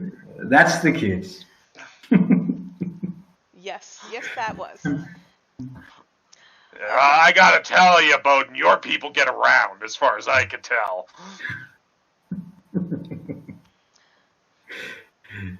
Well, so you know that I want to go to the church. Why don't we let somebody else figure out what they're doing first, though? Oh no, let's go find Stormgrim. You're gonna find Stormgrim Elder. Okay. Yes. You find him sitting outside, turning turning his face towards the sun and with his eyes closed and just mumbling something. And once he sees that or feels your presence, he opens one good eye, stares at you and says, "Oh, it's the elf. So, what have you found out?" Well, we're still in search of something. Would you know about a sword worthy of a hero? In this town, I think the best weapons that I've seen are in Arthur's possession. When he came from the north, he a good set of weapons. That's the best weapons that I've seen. Yes. Why do you ask? Well, you think, perhaps the undead are in search of a sword worthy of a hero. Then they need to search high and low in this village. They'll never find anything. I don't think the Jarl has even wetted his sword in blood. Ever. Reminds me of a story. Now, what was that story again? No, it doesn't remind me of a story. Sorry. Yes, it did. No. There are no weapons on earth here anymore. The former Jarl, Gerhard's father, Gilsmar, he had a good sword, but he lost his sword many years ago. So the only sword that Earl Gerhard has is as a practice weapon that he made himself many years ago, but he never draws that weapon. He uses these weapons that hang on his wall, something that he has bought from some of the Stormhands, the merchants that come here once a year. But these are not weapons. You know who had a real weapon? Harald the Wolfslayer. He had a weapon. Have I told you the story about Harald? You have. Can you tell me more about his weapon? His weapon specific. Oh, he had a sword. As the story goes, when he came thither, he had with him a bracelet, which he called Wolfsbane. And as the story goes, he had been traveling with Steve Hart, and he took the sword from a Midlandian warrior, which he fought in a duel.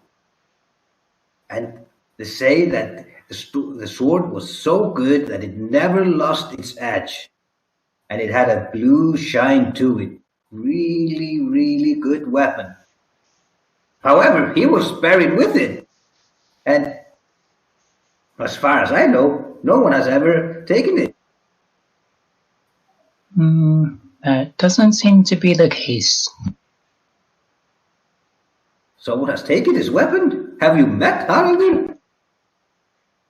Not personally myself, no, but I believe I travel with someone who had. Do you think you might convince him to come and speak to the now former Jarl?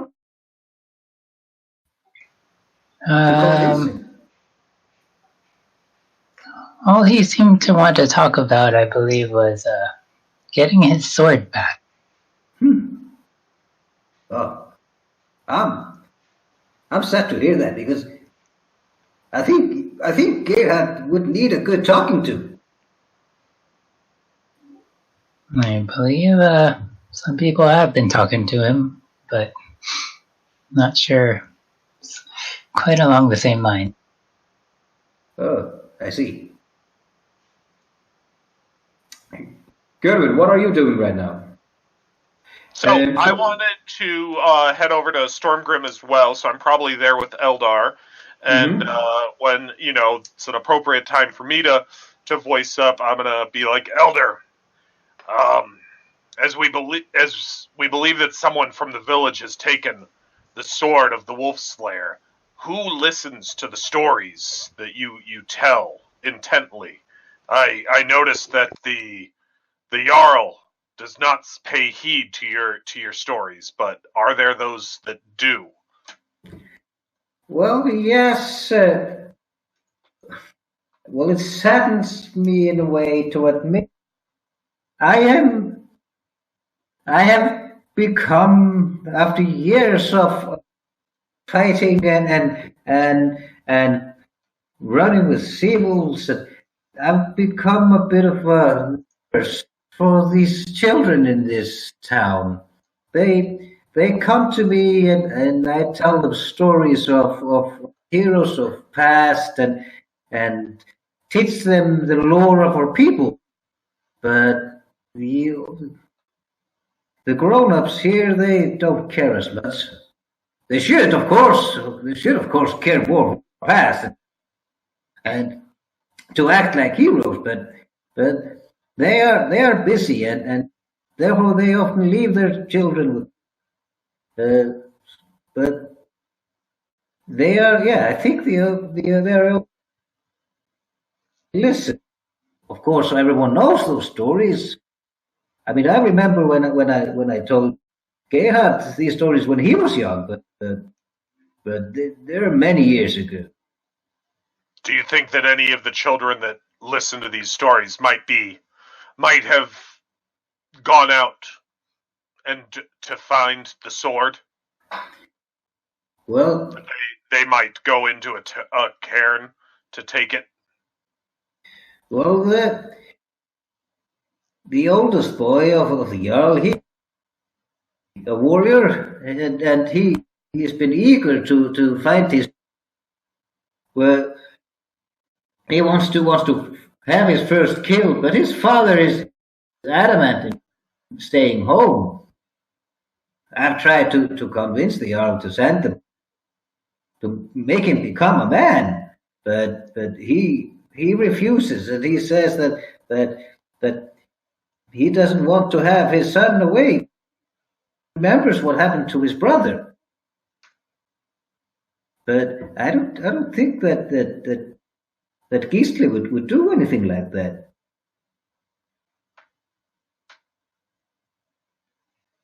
What of Ari and the daughter Vinka? Well, Vinka has been studying with Haugerður, and she seems interested in gods. Ari, however, he often surprises me. The young, he has a clearer mind than appears at first. He's quite intelligent, that one, and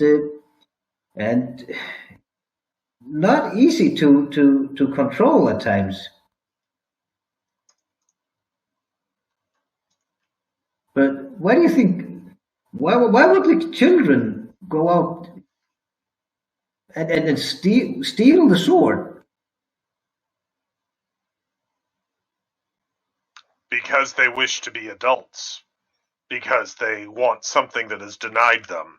They see their father, a farmer, and they hear the stories that you tell of how a Jarl is supposed to be. They do not see how those line up. They wish to be a different kind of warrior, a different kind of leader than what they have been presented so far. My. No, you have a point there. Perhaps you need to speak to the children then. I think that would be for the best for everyone here. I don't know where you out in the fields working, but you will find Vinko in the church, and Ari is probably outside playing somewhere.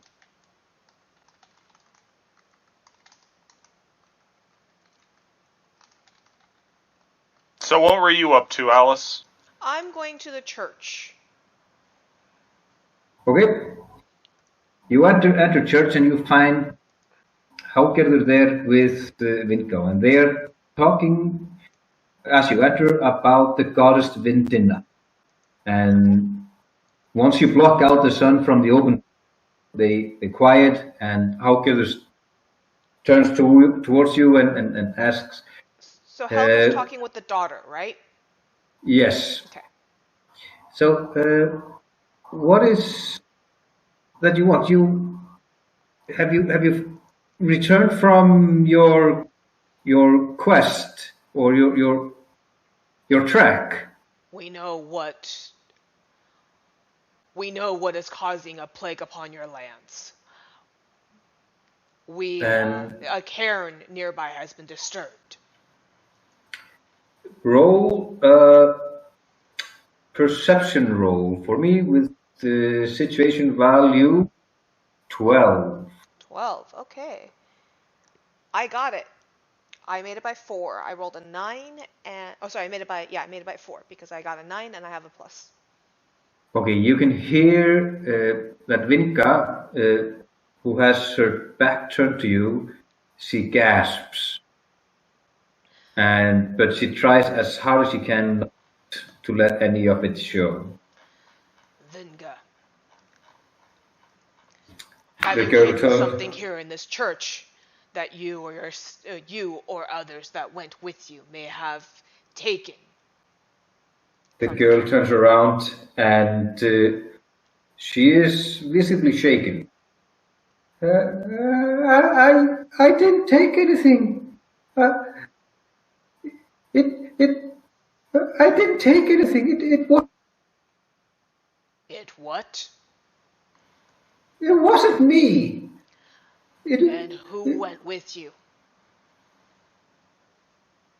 She looks at Haukeður as if she's looking for some answer in the Stormkel's face, and then turns back to you and Gisli made us come. And who took the sword?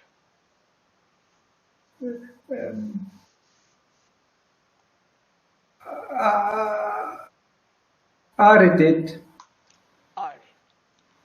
And where does he have it? He doesn't have it. He gave it to Gisli. And where does Gisli have it? I don't know. He said he would hide it. I really don't know. Helga. We didn't mean to.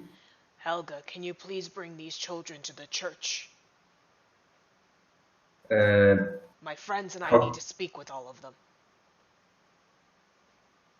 Haukeður, she looks at you for a moment, and in a half an hour or so, not only the children have been brought to the church, Arnor is there as well, and many of the villagers have also come. Okay, I'm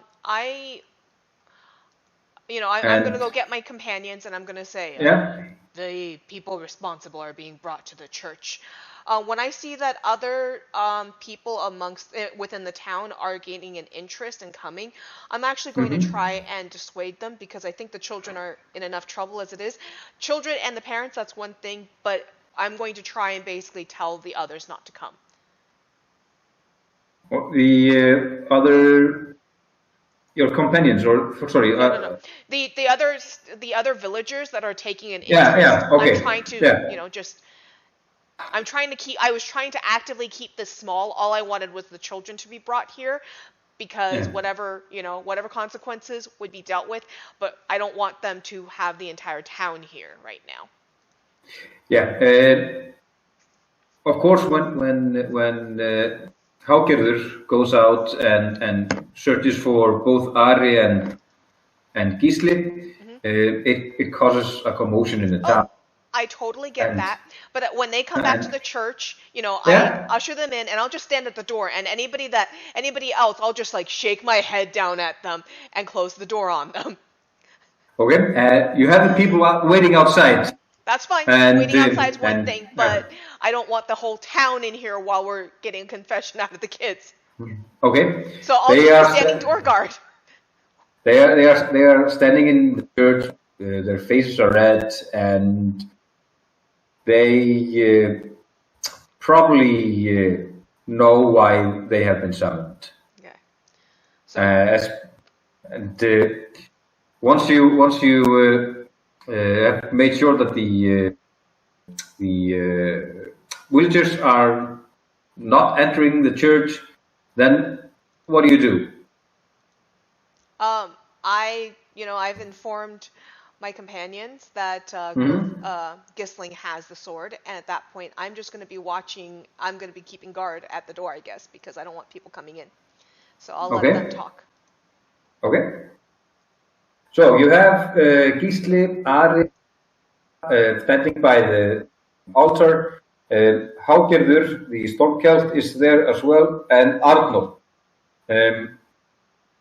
For some reason, the Jarl isn't there. Well, So the what do you do? former Jarl, right? The former Jarl, sorry. Yeah. So what do you do? Is Brandon frozen again? Hello? Hello? Okay. Hello?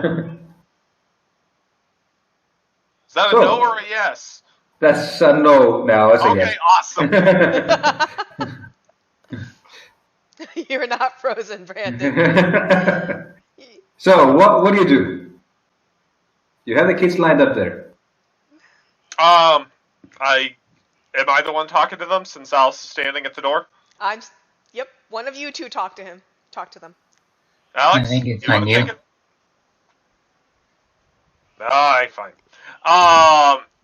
Yeah, just get the kids there and start telling them that we followed back the tracks of these creatures to some barrows out in or some cairns out in the barrow fields. We found one cairn that had been broken into. Found that the sword from the cairn was missing, and the resident there was demanding its return. Do you three know anything about this? No, we know nothing about this. Right? Says Gisli and drops a menacing look upon his brother and sister. Vinka looks at Haugerður and then she whispers, I told them. And Gisli turns apparently really mad at his sister and raises. Do you wish to intervene? Yeah. What do you do? I will go to just basically try and block it with my arm if he's trying to strike her. Okay, let's just roll initiative and see who's first. So 13. 13. Okay. You act first. You see that he raises his hand and you put your arms in front of him to block it. So yeah, I get 9 from fighting, 6 from reaction, and 6 from fighter. So yeah, I can make a full 19 on the block. Okay, then just roll it. And hey, I got a 19 on the die. Okay, you block his attack at harming his sister, and you can see that he's furious at you. What are you doing, dwarf? This is none of your business. One day, I will be Jarl in this town, and you will. None of you will. So just get out. Child. I'm no child. Your theft of this almost cost your brother his life, so that your father could sacrifice him to the gods in hopes to appease this theft. I didn't steal anything. No, you got your brother to do it.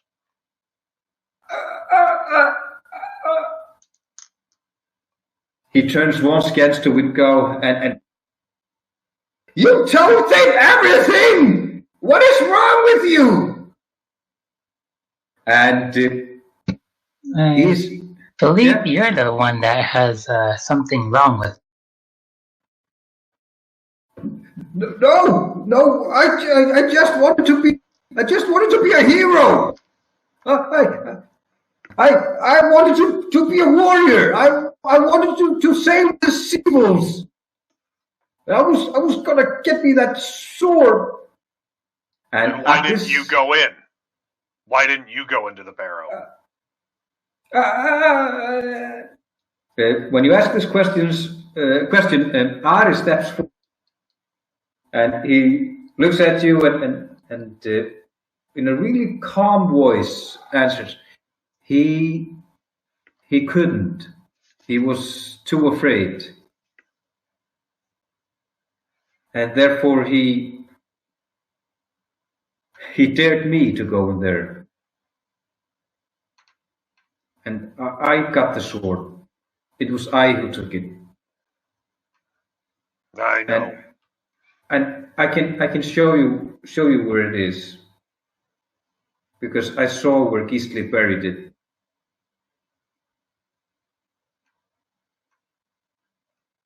Do you wish to have it? We need it to be able to give back to these creatures tonight, lest they keep coming to your village until everyone is dead. And then, and I turn to Gisli, then you could be the Jarl of the dead. Or do you wish to have your subjects alive? I want them alive. That's good wisdom, then. Ari stands up and ushers you to follow him. Okay. Ari leads you behind the Jarl's house, where the memorial trees stand. Yeah. My mother planted these, he says, before kneeling down.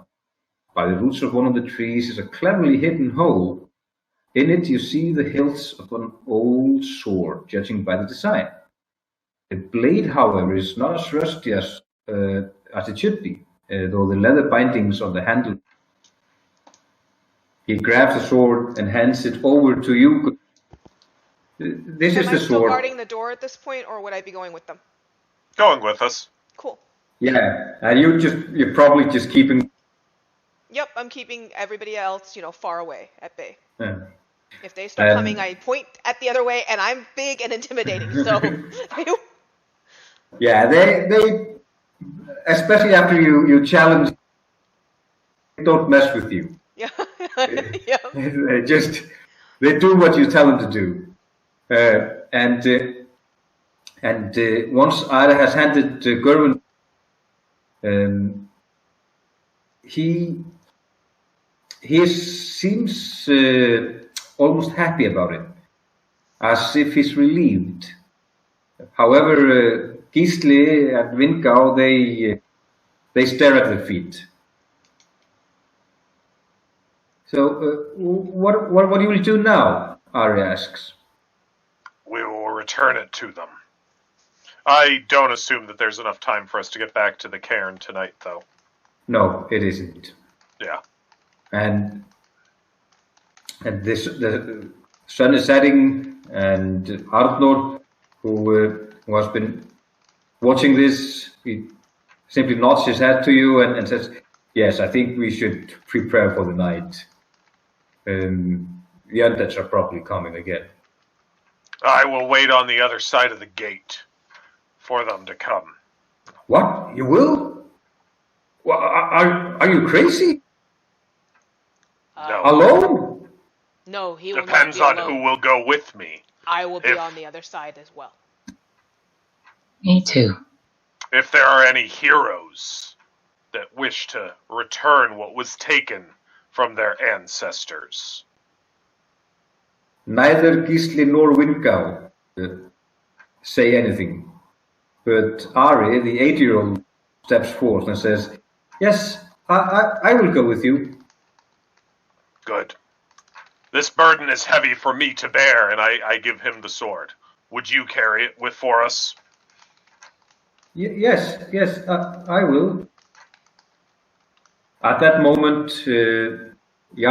former Jarl Gerhard comes outside and seemingly a bit drunk, and he screams out, "Where are you, you big ogre? I will fight you now! Come here and fight me, you big tree of a man! Where are you?" I will go over to him, and I will stand and I will loom over him. And if he strikes at me, I'm just basically going to dodge, and I'm going to let himself knock himself out. I am not going to raise a hand to him. Yeah, he pokes you a number of times in the chest. You're not so big now, are you? You're not so. You're not. You're not. And then he vomits on the ground beside you. I step out of the way. But yeah, and if he wants to take a swing at me, I'll let him, but I'll dodge out of the way, and I'll just basically let him tire himself out and knock himself unconscious. I will not raise my hand to him. In a few moments, you find him lying in the ground before you, fast asleep. Okay. And the people there, they quickly gather him up and take him into the Jarl's longhouse, where he probably can sleep it up. Okay. Sleep it up. You are going to position yourself outside the gate. When night falls. Before night falls, what I'm going to do is I'm going to offer Ari to ride on my shoulders if he'd like.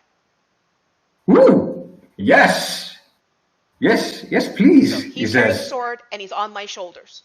Therefore, if anything happens, I can body shield for him, and and therefore he can hopefully, yeah. So. As the sun sets and you are outside the village gates, a chill wind blows from.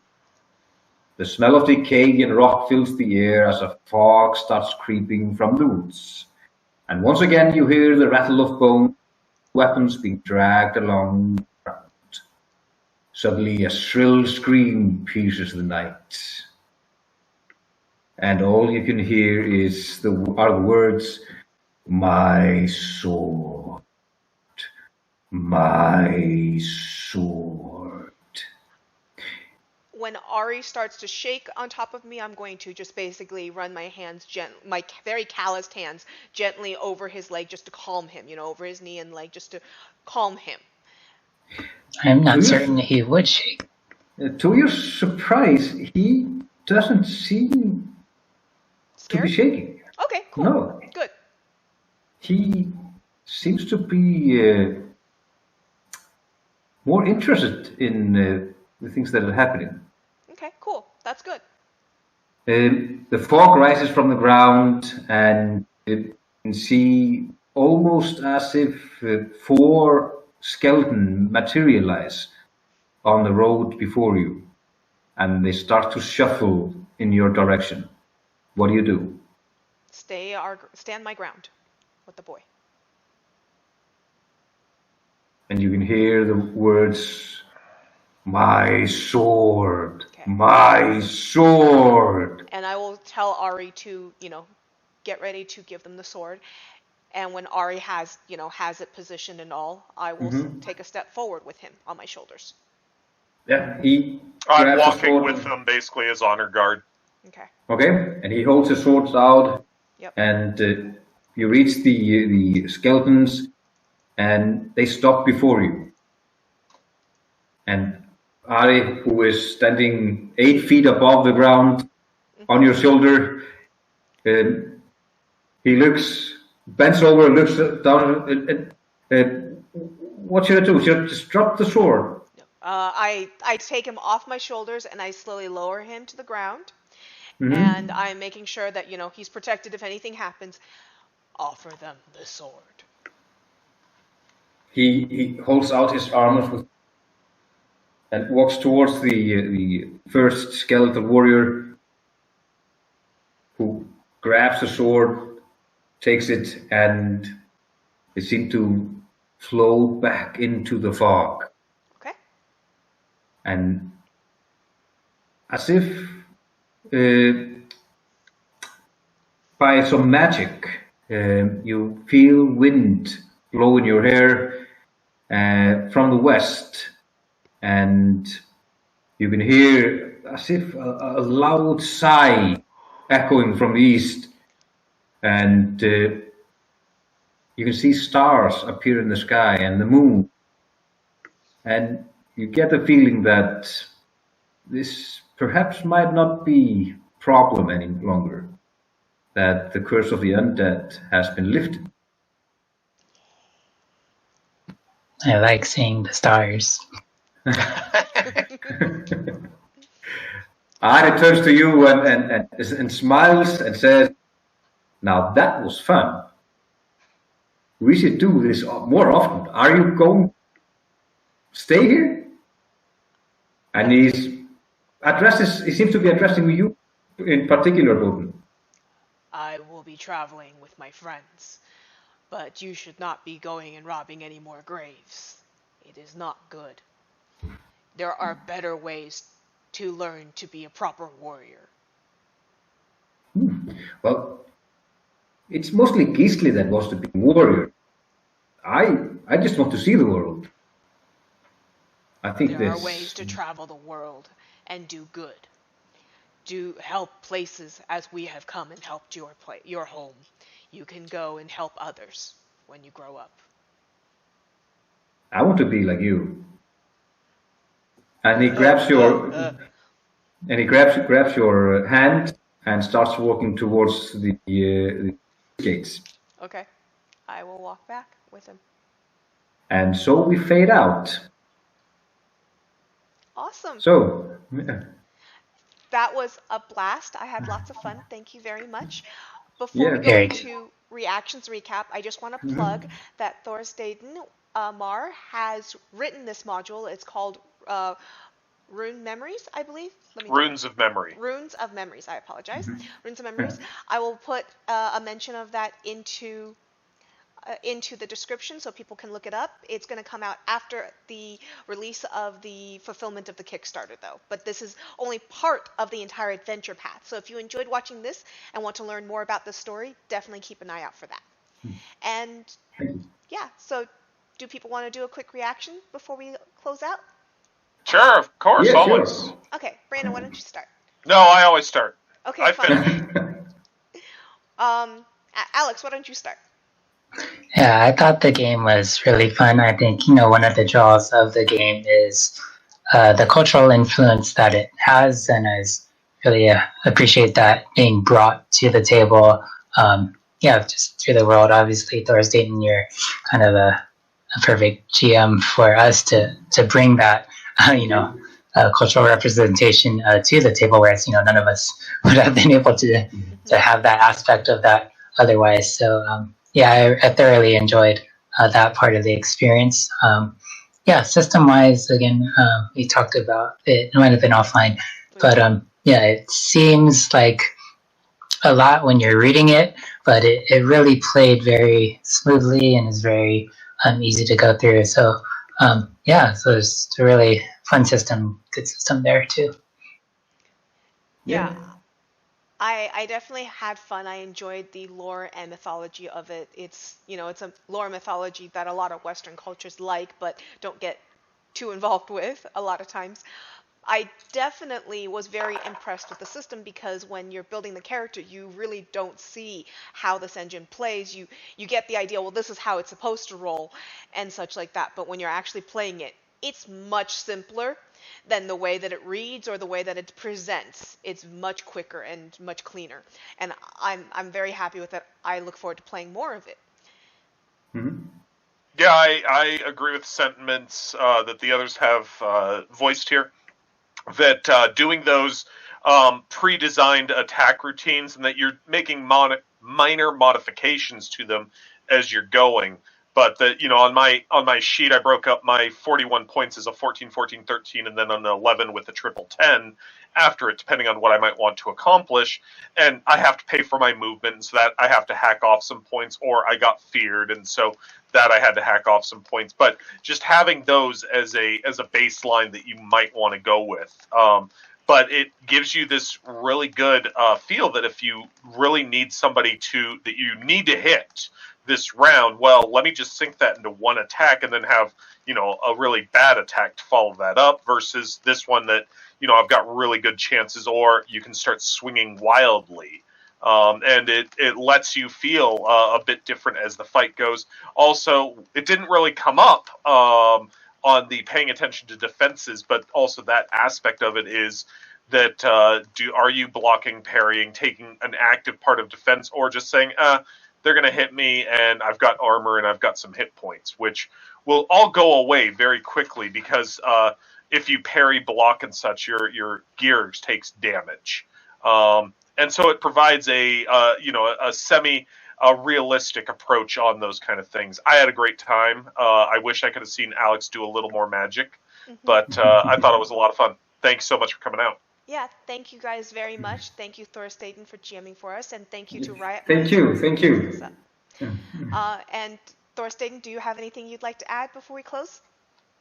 Yeah, I mean, I agree with what you said. I mean, this is a system where the player has and you have way more power over your, for example, combat movements and things like that. But also, to be honest, you solved this mystery really well, because I had planned for more combats and things like that, because usually when run this for other players, they tend to get more eager to fight the skeletons. But I really liked your so well done. Thank you very much. That's pretty typical Alice and Brandon right there. Oh no, I want to fight. Let's fight. That's what I made here. Well, I'm glad that we were on the right track pretty quick. So, yeah. Thank you everyone for watching Babies with Knives. Have a wonderful day. Bye.